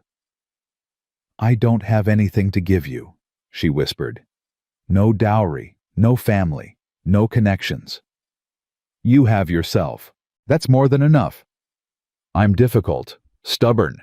I argue about everything. I know. I like it. I'm scared, Eli. Scared of trusting again. Scared of being hurt. So am I. He covered her hand with his. But I'm more scared of letting you go. Clara laughed through her tears. That might be the most romantic thing anyone's ever said to me. Is that a yes? She looked at him, really looked at him. At the hope in his gray eyes. At the love he didn't try to hide. At the future he was offering her wide open and full of possibility. Yes, she said. Yes, Eli McAllister, I will marry you. He kissed her, then pulling her close. His arms wrapping around her like he would never let go. Clara melted into him, tasting tears and joy and the promise of something she'd never dared to hope for. When they finally broke apart, both breathing hard, Eli rested his forehead against hers. We should tell Mrs. Santos. She probably already knows. She probably planned this. Clara laughed. She definitely planned this. They walked back to the house, hand in hand, and Clara felt lighter than she had in years. The weight she'd been carrying since Pittsburgh, the shame, the fear, the constant vigilance was finally lifting. She wasn't naive enough to think all her problems were solved. There would still be whispers in town. Still people who judged her. Still challenges she couldn't foresee.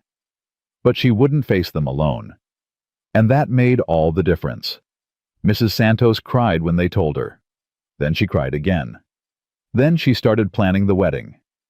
Spring, she declared. After the thaw. We'll have it in the meadow behind the house. I'll make my mother's tamales. We'll invite the whole county. The whole county hates me, Clara pointed out. The whole county will learn to love you. And if they don't, they won't eat.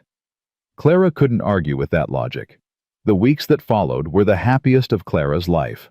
She fell into a rhythm at the ranch, cooking, cleaning, caring for Lily, spending evenings with Eli by the fire. The hands treated her with warmth and respect, and even the townspeople who had shunned her began to thaw. Cordelia Whitmore, true to her word, had withdrawn from public life. Clara saw her once at the general store, and the other woman had nodded politely before moving on. Not friends, perhaps, but no longer enemies. Doc Crane became a regular visitor to the ranch, checking on Lily and sharing meals with the family. He and Eli had been friends for years, Clara learned, bound by shared loss and mutual respect. He delivered Maggie when she was born, Eli told her one night. Treated her through her final illness, held my hand at her funeral. He's a good man. The best I know. Eli paused. Except maybe one other. Who? Jed. He's been with me since the beginning, since before my father died. He's more family than employee. Clara thought about the gruff foreman who said little but saw everything. He approved of me, didn't he? From the start. He did. Said you had steel in your spine. Eli smiled. He was right. As winter deepened, so did Clara's love for her new life. She learned the rhythms of the ranch, the early mornings, the hard work, the quiet satisfaction of building something that would last. She learned Eli, too. His silences and his smiles, his fierce protectiveness and his gentle humor.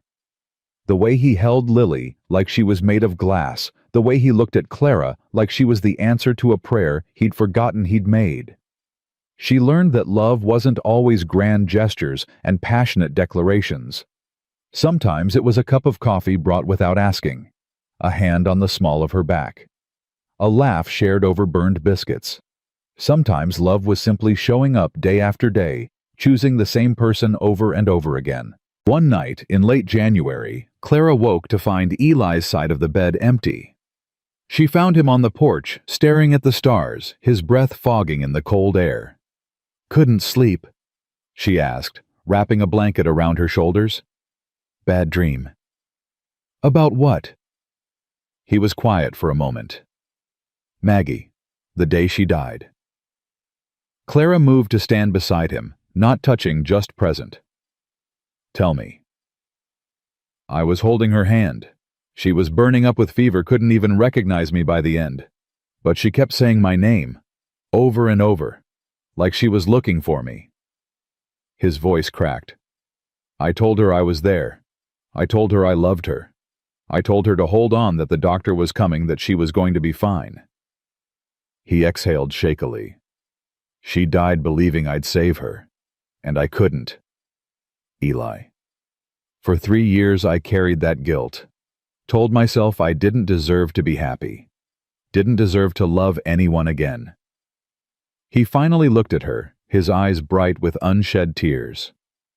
Then you came along, and I realized she wouldn't want me to punish myself forever. She'd want me to live. Clara took his hand. She sounds like she loved you very much. She did. And I loved her. Part of me always will. I know. Does that bother you? Clara considered the question carefully. No, it doesn't. Loving Maggie doesn't diminish what you feel for me. It just means you have a big heart. Eli pulled her into his arms, burying his face in her hair. How did I get so lucky? You weren't lucky. You made a choice. She pulled back to look at him. You saw a woman on a bench alone and scared, and you chose to help her. Everything else followed from that. Best choice I ever made. Second best.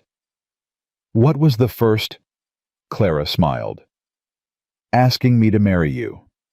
He laughed a real laugh, full and warm, and kissed her under the stars. They stood there for a long time, wrapped in each other's arms, watching their breath mingle in the cold air. Tomorrow there would be work to do, cattle to feed, hands to manage, a wedding to plan. But tonight there was only this. 2 broken people healing each other. 2 lonely hearts finding home. The winter wore on, harsh and unforgiving. But inside the ranch house there was only warmth. Clara's belly began to swell in February.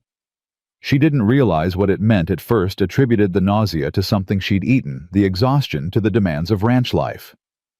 But Mrs. Santos took one look at her and knew. You're pregnant. Clara stared at her. That's impossible. Is it? Mrs. Santos raised an eyebrow. You've been married to a healthy man for 2 months. You share a bed every night. What part is impossible? Clara sat down heavily, her mind racing. I hadn't thought. Clearly. But Mrs. Santos was smiling. This is good news, mija. A blessing. Eli, I have to tell Eli. Tell me what? Clara looked up.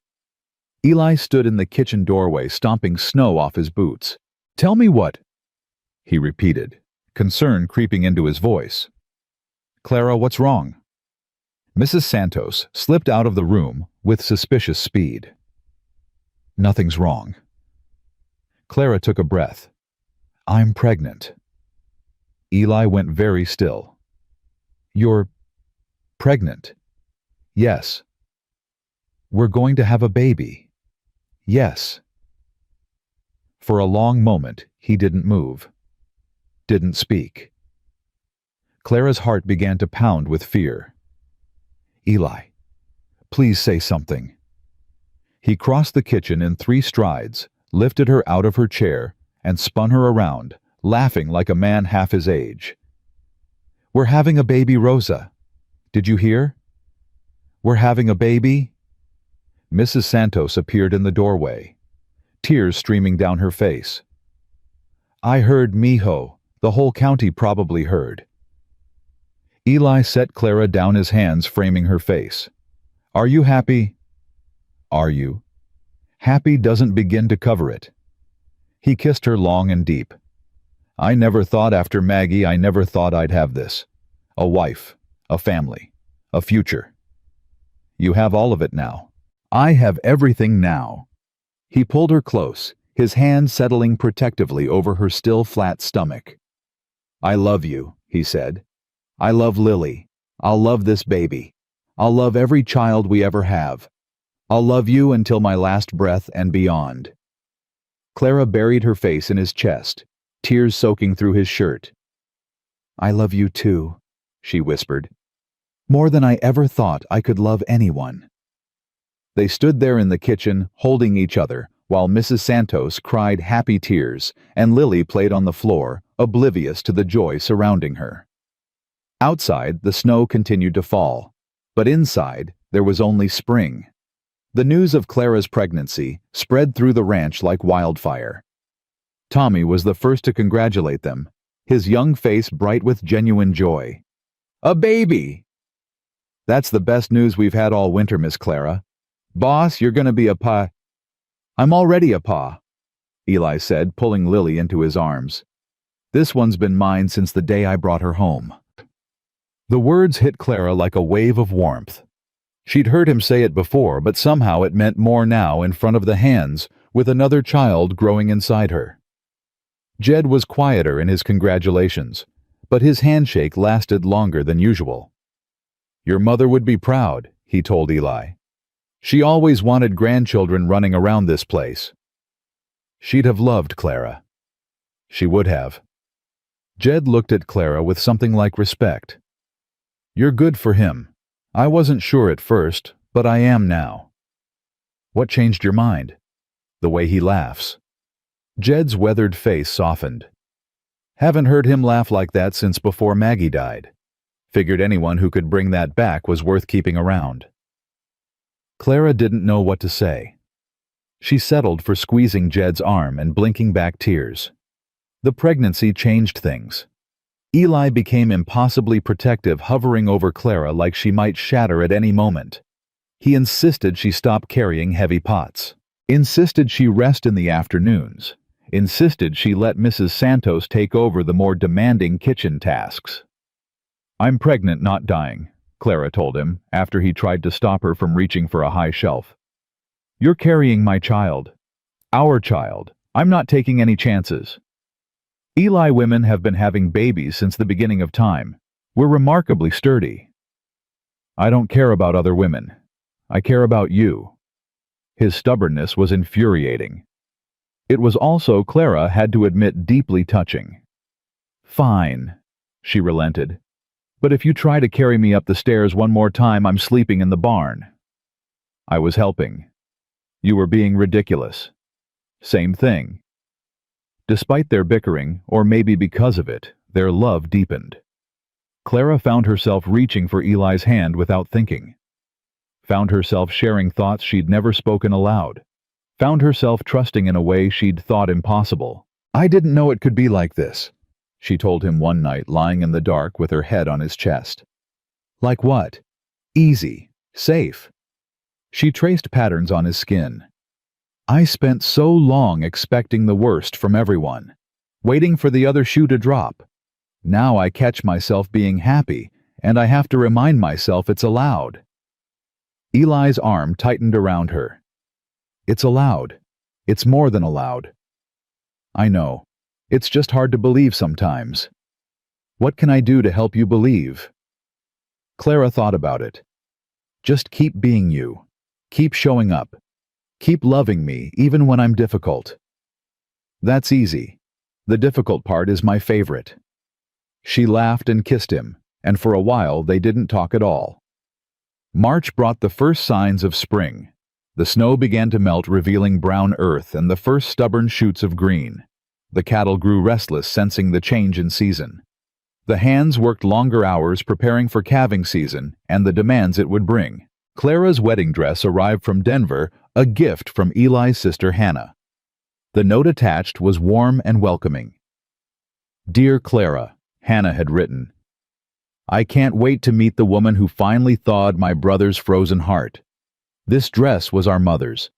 Eli told me you had nothing from your own family, so I thought you might like something from ours.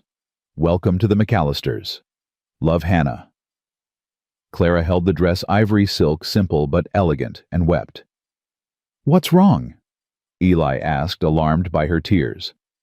"Nothing's wrong. Everything's right." She showed him the note. "Your sister sent me your mother's wedding dress." Eli's face went soft.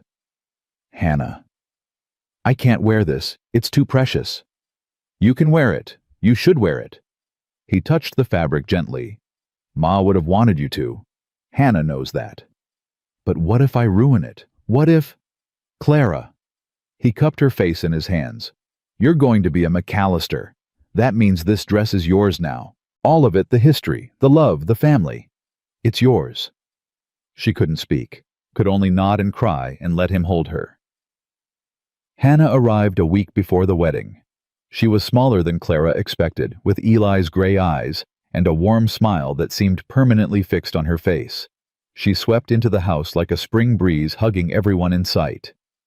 "You must be Clara." Hannah pulled her into a fierce embrace. "You're more beautiful than Eli described. He said you were pretty, but you're gorgeous." "I thank you." "And this is Lily."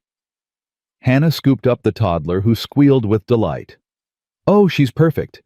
Eli, she has your stubborn chin." "She's not mine by blood. Blood doesn't make family. Love does." Hannah kissed Lily's cheek. "You're mine now, little one. Aunt Hannah's going to spoil you rotten." Clara watched her future sister-in-law with wonder. "You're not at all what I expected." "What did you expect?" "Someone more reserved." "Eli's so quiet." Hannah laughed. "Eli got all the silence in the family. I got all the words. Our mother used to say we balanced each other out." She set Lily down and took Clara's hands. "I'm so glad he found you. I was worried he'd spend the rest of his life alone, punishing himself for something that wasn't his fault." "Maggie's death." "Yes." Hannah's smile dimmed. "I loved Maggie like a sister, but she's been gone 3 years, and Eli's been gone almost as long, until you brought him back." "I didn't do anything. He brought himself back." "You gave him a reason to."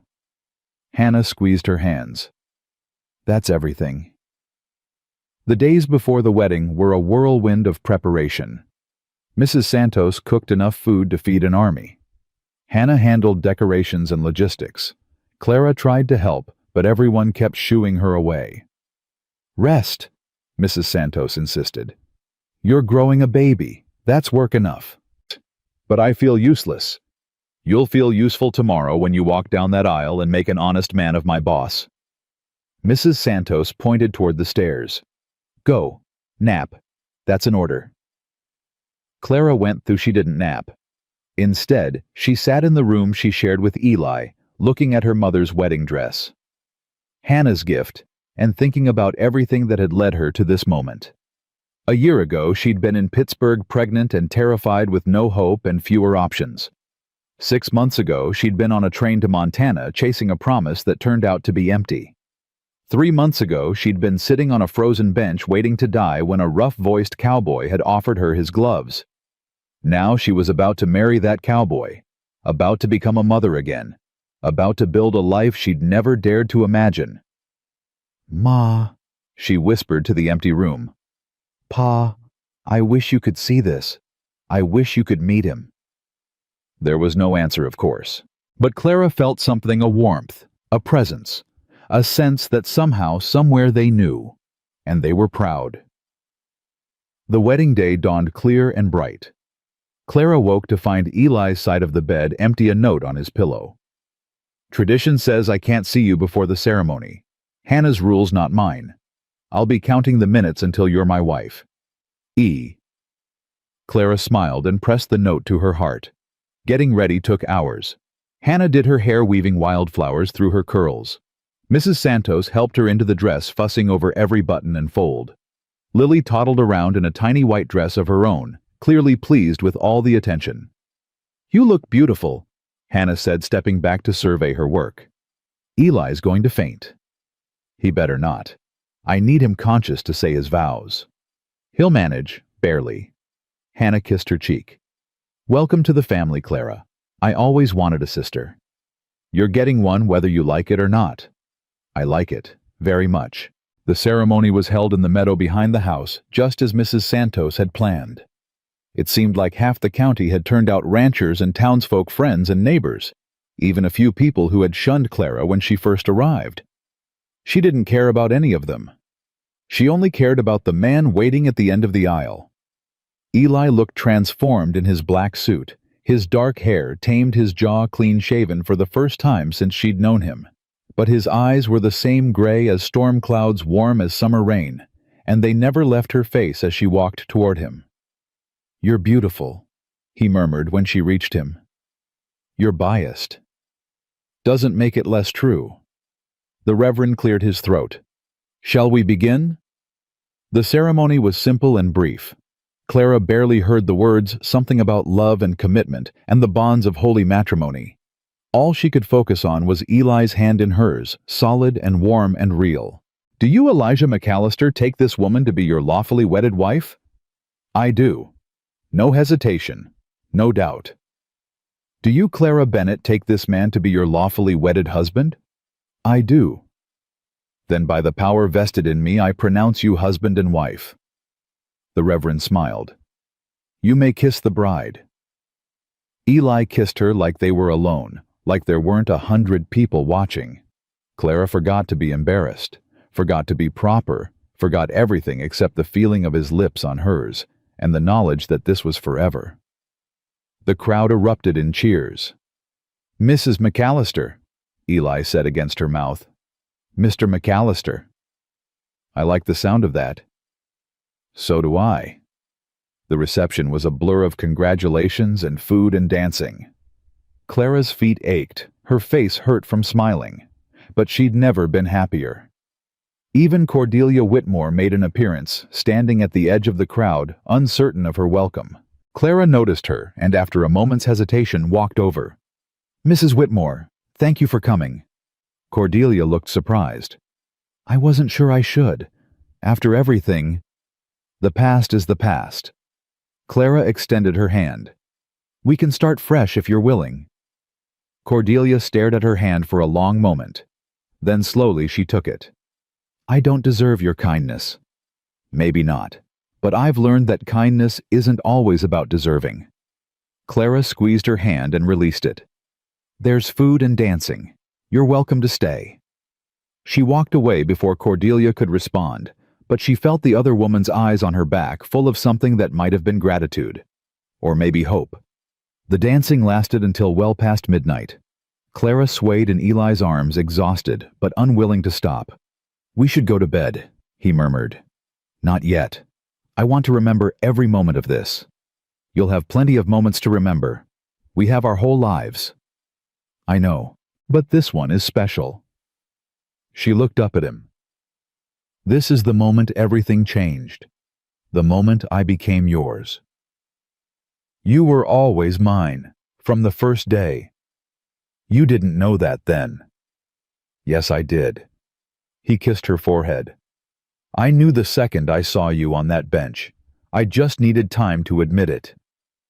Clara smiled and rested her head on his chest, listening to the steady beat of his heart. This was her life now. This man, this ranch, this family. She had come to Montana expecting nothing. She had found everything. Spring turned to summer. Clara's belly grew round and heavy, the baby kicking at all hours. Lily started calling Eli Papa, a development that made him cry the first time and smile every time after. The ranch thrived under Eli's careful management, the cattle healthy and multiplying.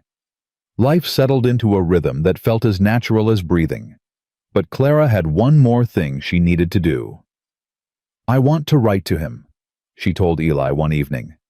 Thomas Aldridge, Lily's father. Eli went very still. Why? Not to reconnect, not to ask for anything. Clara stared out the window at the setting sun.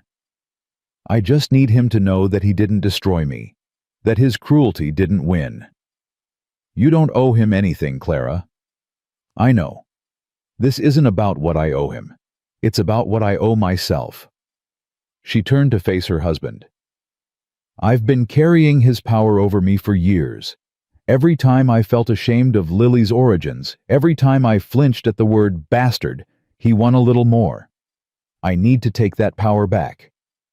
Eli was quiet for a long moment. Then he nodded. Write your letter. I'll post it myself. Clara worked on the letter for 3 days. She wrote and rewrote, crossing out phrases, starting over. When she finally finished, it was barely a page long. Mr. Aldridge, she read aloud to Eli. I don't expect you to remember me. I was one of many foolish girls who believed your lies. But I want you to know what became of me after you discarded me like garbage. I have a daughter. Her name is Lily, and she is the most beautiful, precious thing in my life. I have a husband who loves me and treats me with respect. I have a home, a family, a future. Everything you tried to take from me, I rebuilt with my own hands. I am not writing to ask for anything. Not money, not acknowledgement, not apology. I am writing to tell you that you have no power over me anymore. You are nothing to me. Less than nothing. I will never think of you again. Clara McAllister. She looked at Eli. Is it too much? It's perfect. I'm not even sure I should send it. You should. You need to. Eli took her hand. You're not the scared girl who ran from Pittsburgh. You're Clara McAllister now. It's time Thomas Aldridge knew what that means. Clara sealed the letter and handed it to him. It felt like setting down a weight she'd been carrying for years. The baby came in early August on the hottest day of the summer. Clara had been feeling strange all morning, restless, uncomfortable, unable to settle. Mrs. Santos took one look at her and sent Tommy to fetch Doc Crane. It's time, mija. That baby's coming. It can't be time. I still have 2 weeks. Babies don't read calendars. Mrs. Santos guided her toward the bedroom. Come, let's get you comfortable. The labor was long and hard. Clara gripped Eli's hand until her knuckles went white, crying out with each contraction. He stayed beside her the whole time, wiping her brow, murmuring encouragement, refusing to leave, even when Doc Crane suggested he wait outside. I'm not going anywhere, Eli said. I was there when this baby was made. I'll be there when it's born. 12 hours later, Clara gave one final push, and a new voice filled the room.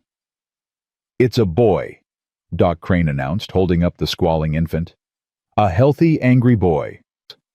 Clara collapsed against the pillows, laughing and crying at once. Eli cut the cord with shaking hands, his face wet with tears he didn't bother to hide. "A son," he whispered. "We have a son." Doc Crane placed the baby in Clara's arms. She looked down at the red, wrinkled face, the tiny fists, the rosebud mouth, and fell in love all over again. "Hello, little one," she murmured. "Welcome to the world." "What's his name?" Mrs. Santos asked, tears streaming down her face. Clara looked at Eli. They'd discussed names for months, never quite settling on one.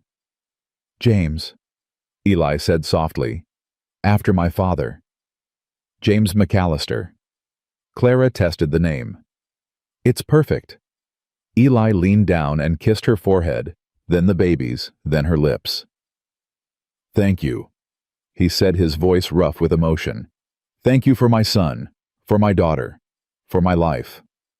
Thank you for giving me something to live for."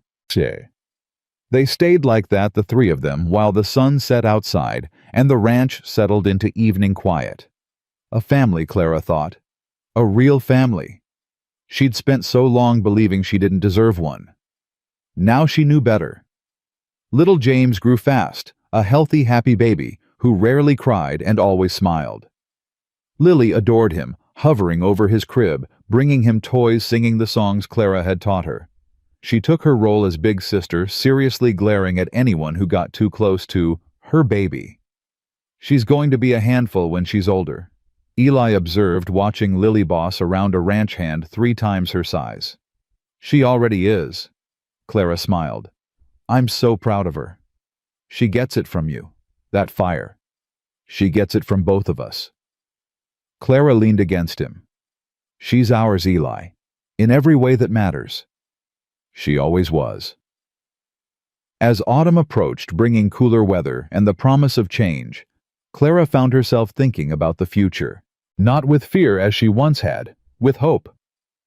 "I've been thinking," she told Eli one evening. "About what?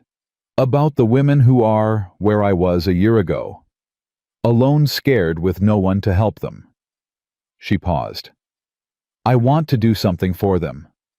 Eli looked at her with interest. "What did you have in mind?" "A place. Somewhere they can come when they have nowhere else to go. Somewhere safe, where they won't be judged." Clara's voice grew stronger. "I know what it's like to be desperate. I know what it's like to have everyone turn their backs. If I can spare other women that pain, then we should." Just like that. Just like that. Eli smiled. "You want to help people. I have land and resources. Seems like a good match to me." Clara threw her arms around him. "I love you." "I know." He held her tight. "I love you too, more every day." They started planning that night. A house, a refuge, a place of new beginnings. Clara didn't know it yet, but this dream, this simple desire to help, would become something far greater than she ever imagined. The refuge took shape, slowly built from hope and hard work, and the donations that began trickling in once word spread about Clara's mission.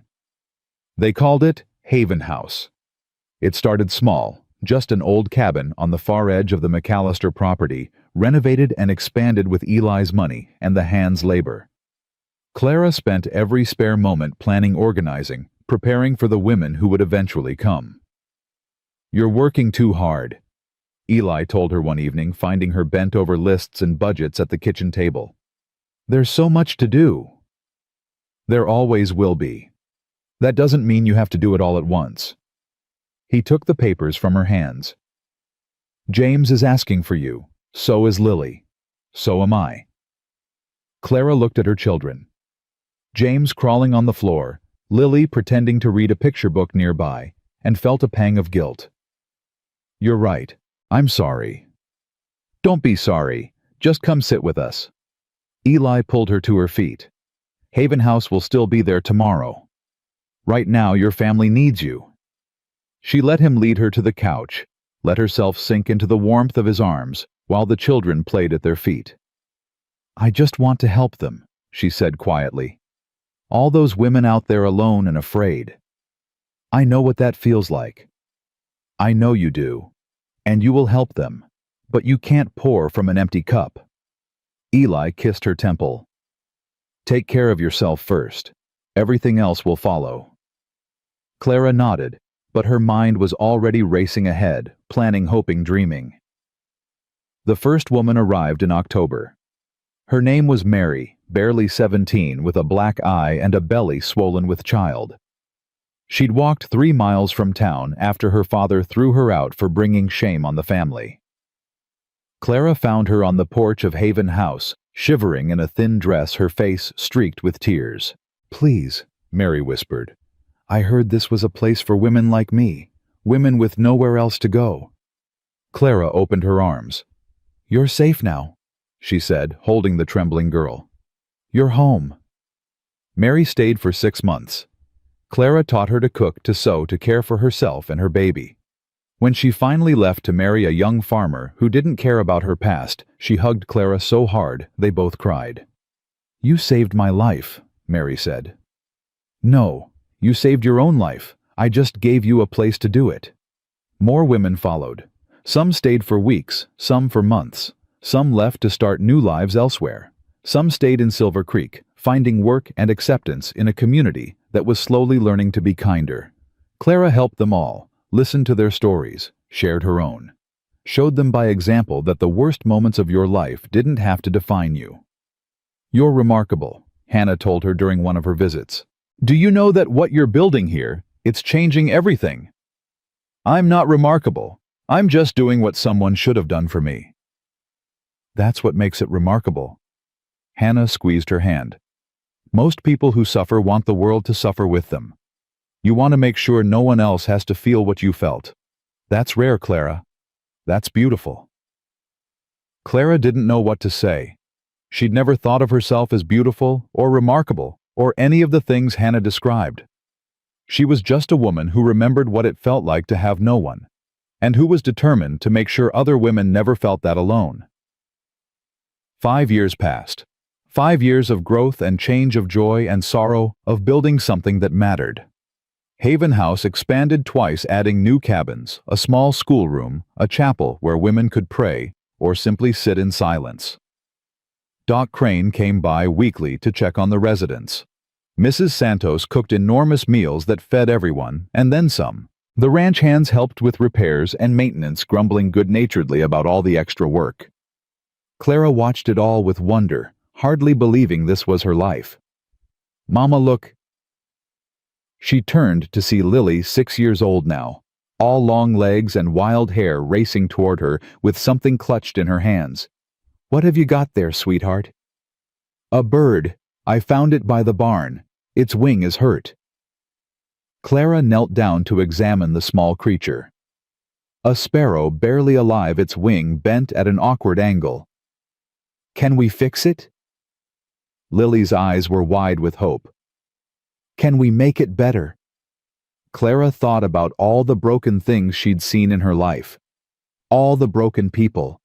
All the ones she'd helped put back together. "We can try," she said. "Get some bandages from the house, and ask Papa for a small box." Lily raced off, and Clara cradled the injured bird in her hands. Some things couldn't be fixed.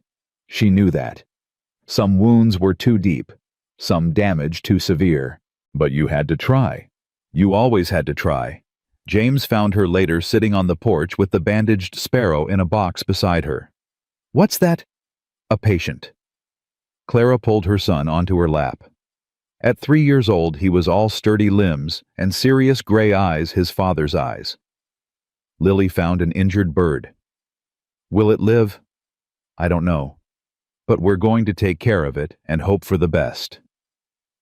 James considered this with the solemnity of a child twice his age.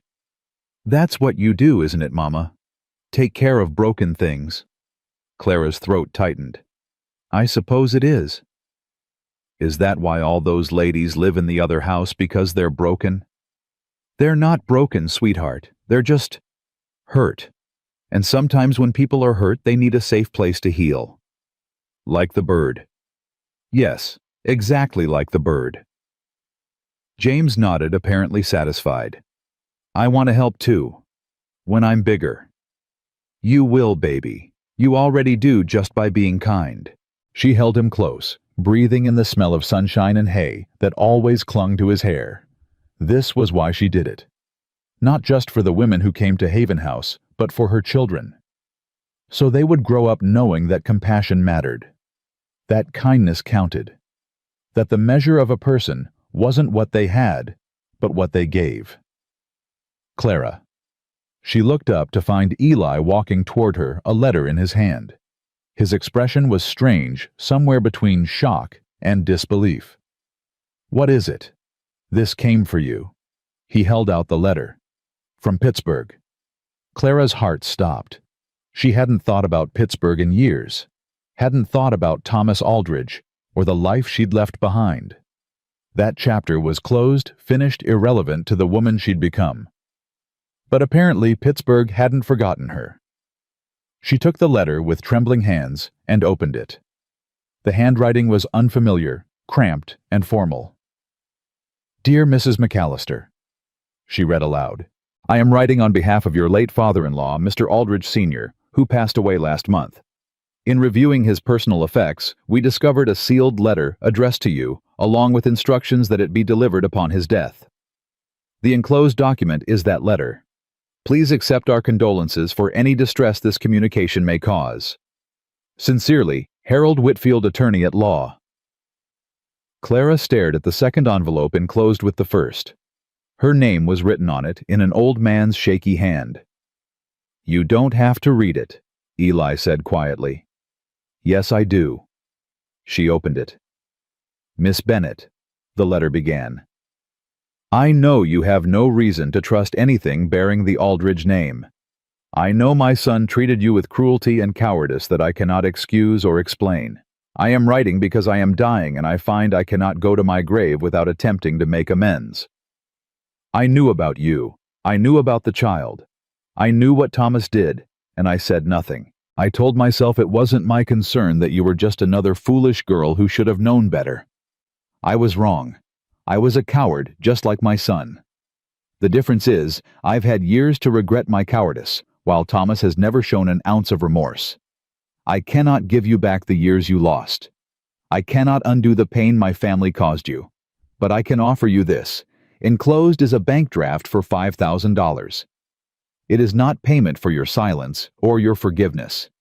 It is simply acknowledgement that a debt is owed, even if it can never truly be repaid. Use it however you see fit. I ask nothing in return, except that you know at the end, one Aldridge finally saw you clearly.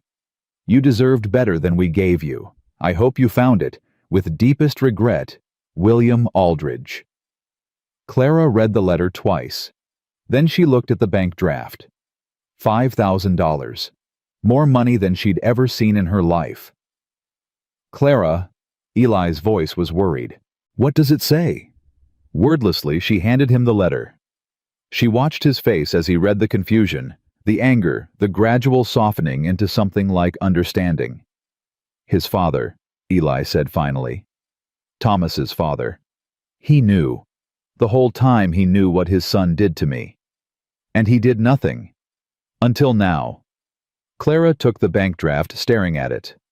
$5,000. He thinks this makes it right. Does it?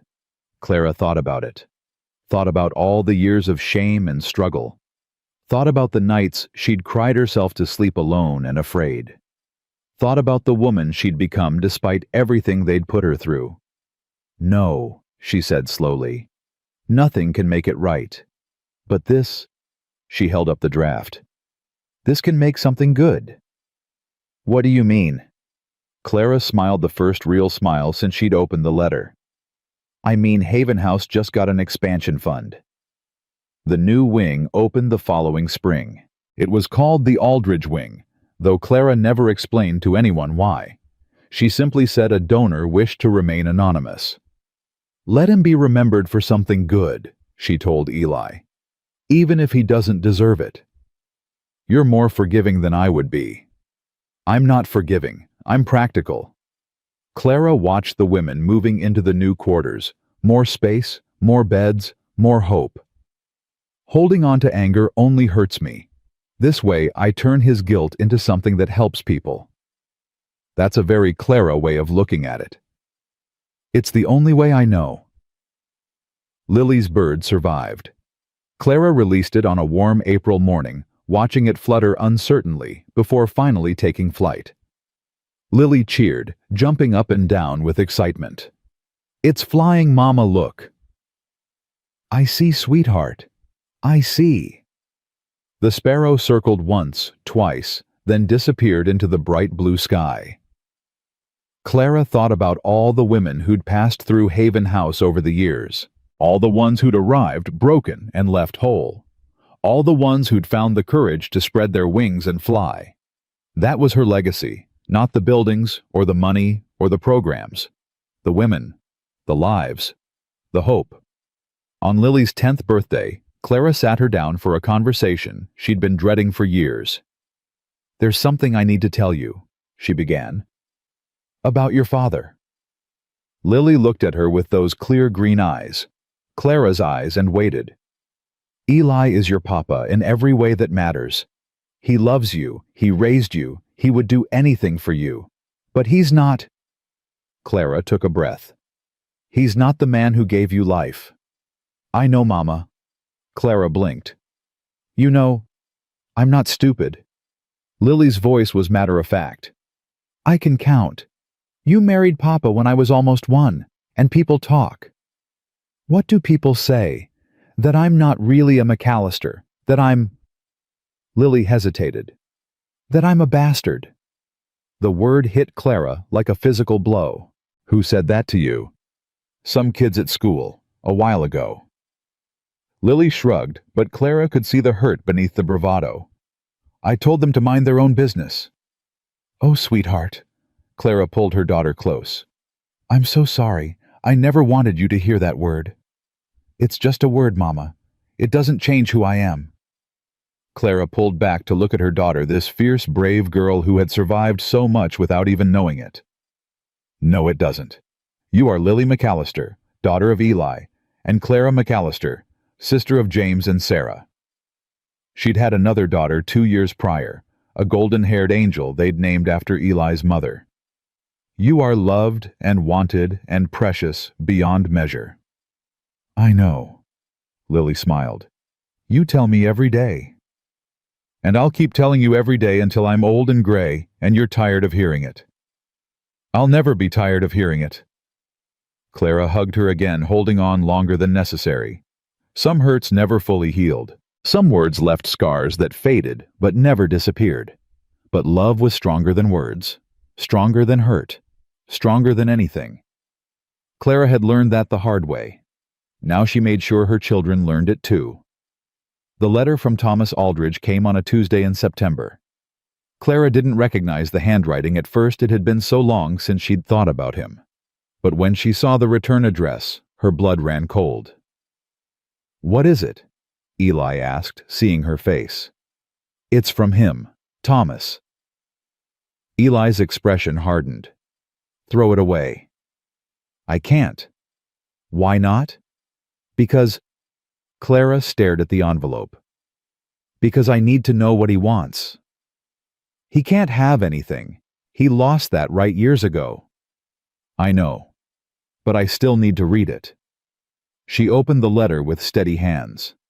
"Clara," Thomas had written. "I know I'm the last person you want to hear from.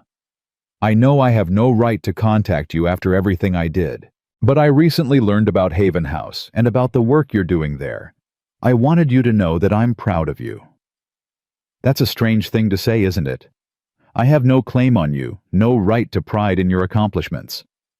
But I feel it anyway. You've built something beautiful out of the ruins I left behind. You've become someone remarkable, despite everything I did to destroy you. I'm not asking for forgiveness. I don't deserve it. I'm not asking for anything at all. I just wanted you to know that I see you now. I see who you are, and I'm sorry for everything.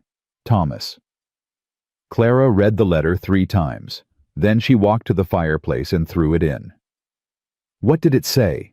Eli asked. "Nothing that matters." "Clara, he said he's proud of me, that he's sorry." Clara watched the paper curl and blacken in the flames.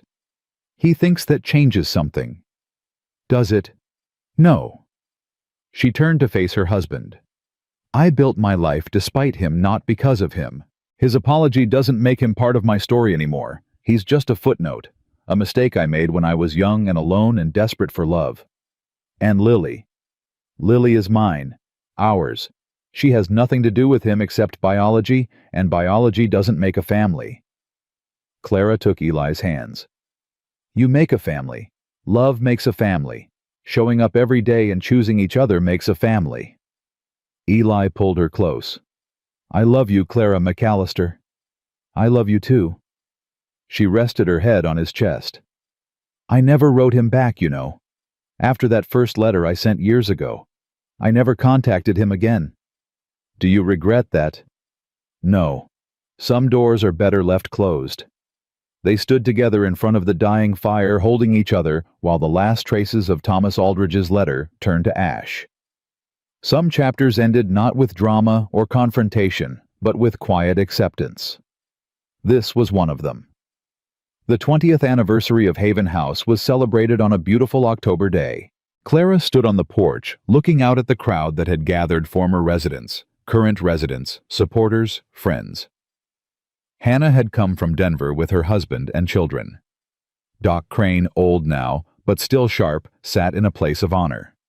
Mrs. Santos, retired, but refusing to stay away, directed the food service with an iron hand. And Eli stood beside Clara, his hair gray now, his face lined with age, but his eyes still that same storm cloud gray that had captured her heart all those years ago. Quite a turnout, he observed, more than I expected. You underestimate yourself, you always have. And you overestimate me, you always have. He smiled. Balance. Lily approached them, her own baby on her hip. Clara's first grandchild, a dark-haired boy named Eli, after his grandfather. Mama, they're ready for you to speak. Clara looked at the crowd, at the faces of women she'd helped over the years, at the family she'd built from nothing. I don't know what to say. Say what's in your heart, Eli told her. That's always been enough. Clara stepped forward to the edge of the porch. The crowd fell silent. 20 years ago, she began, her voice carrying across the gathering. I was a woman with nothing. No home, no family, no hope. I stood on a frozen train platform with a baby in my arms and nowhere to go. She paused, letting the memory wash over her. A man found me that day. A gruff, quiet cowboy who offered me his gloves because my hands were cold. She smiled at Eli. He didn't know me. He had no reason to help. But he did anyway because he believed that people deserved kindness, especially when they couldn't give anything in return. Clara looked out at the women in the crowd, the ones she'd helped, the ones still healing. That's what Haven House is built on. Not charity, not pity. Just the simple belief that everyone deserves a chance. Everyone deserves kindness. Everyone deserves a home. She felt tears on her cheeks but didn't wipe them away. I've been asked many times why I do this work, why I spend my days helping women that society has thrown away. The answer is simple: because someone did it for me. Because a rough-voiced cowboy saw me at my lowest moment and said, "Let me hold you both." Because his kindness changed everything. Clara reached for Eli's hand. We can't fix the world. We can't save everyone. But we can save someone. We can offer one pair of gloves on a cold day. We can open one door when all others are closed. We can say, "You're safe now," to one frightened woman and mean it. She squeezed Eli's fingers. That's what Haven House is. One door. One chance. One act of kindness multiplied 1,000 times over. And it started with a cowboy who believed in doing the right thing even when it wasn't easy.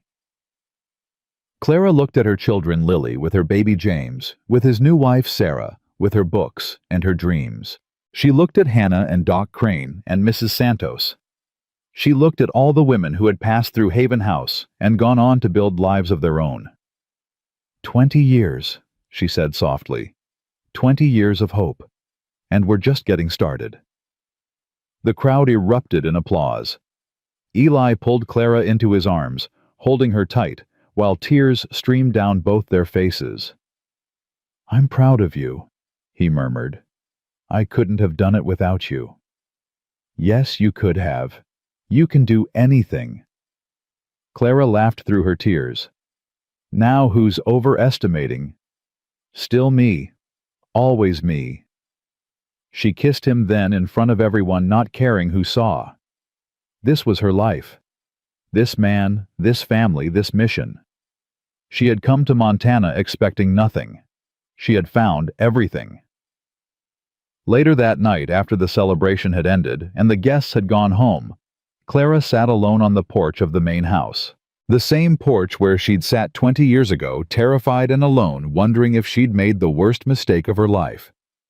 Now she sat in peace, watching the stars emerge over the mountains, feeling the cool autumn breeze on her face. Room for one more. She looked up to see Eli, 2 cups of coffee in his hands. Always.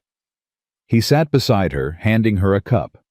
They drank in companionable silence, watching the night deepen. "Do you ever think about how different things could have been?" Clara asked finally. "Sometimes." "What do you think would have happened if you hadn't found me that day?" Eli considered the question. "I think you would have survived. You're too stubborn to die.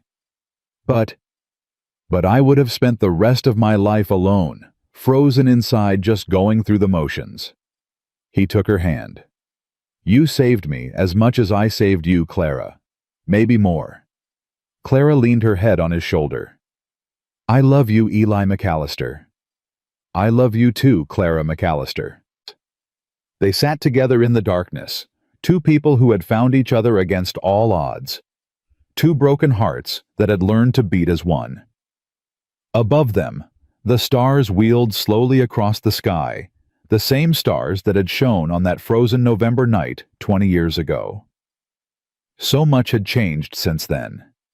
And yet the most important thing remained exactly the same. Love. Simple, stubborn, world-changing love. Clara closed her eyes and smiled. She had come to Montana as a mail-order bride, abandoned at the station with a baby in her arms, and nothing but $17 to her name. She had found a home, a family, a purpose. She had found a man who looked at her like she was the answer to every prayer he'd ever whispered. And she had learned the most important lesson of all, that the darkest moments of our lives don't define us. What defines us is what we do after. What defines us is who we choose to become. Clara Bennett had been broken, abandoned, left for dead. Clara McAllister had risen from those ashes to build something beautiful, and that made all the difference.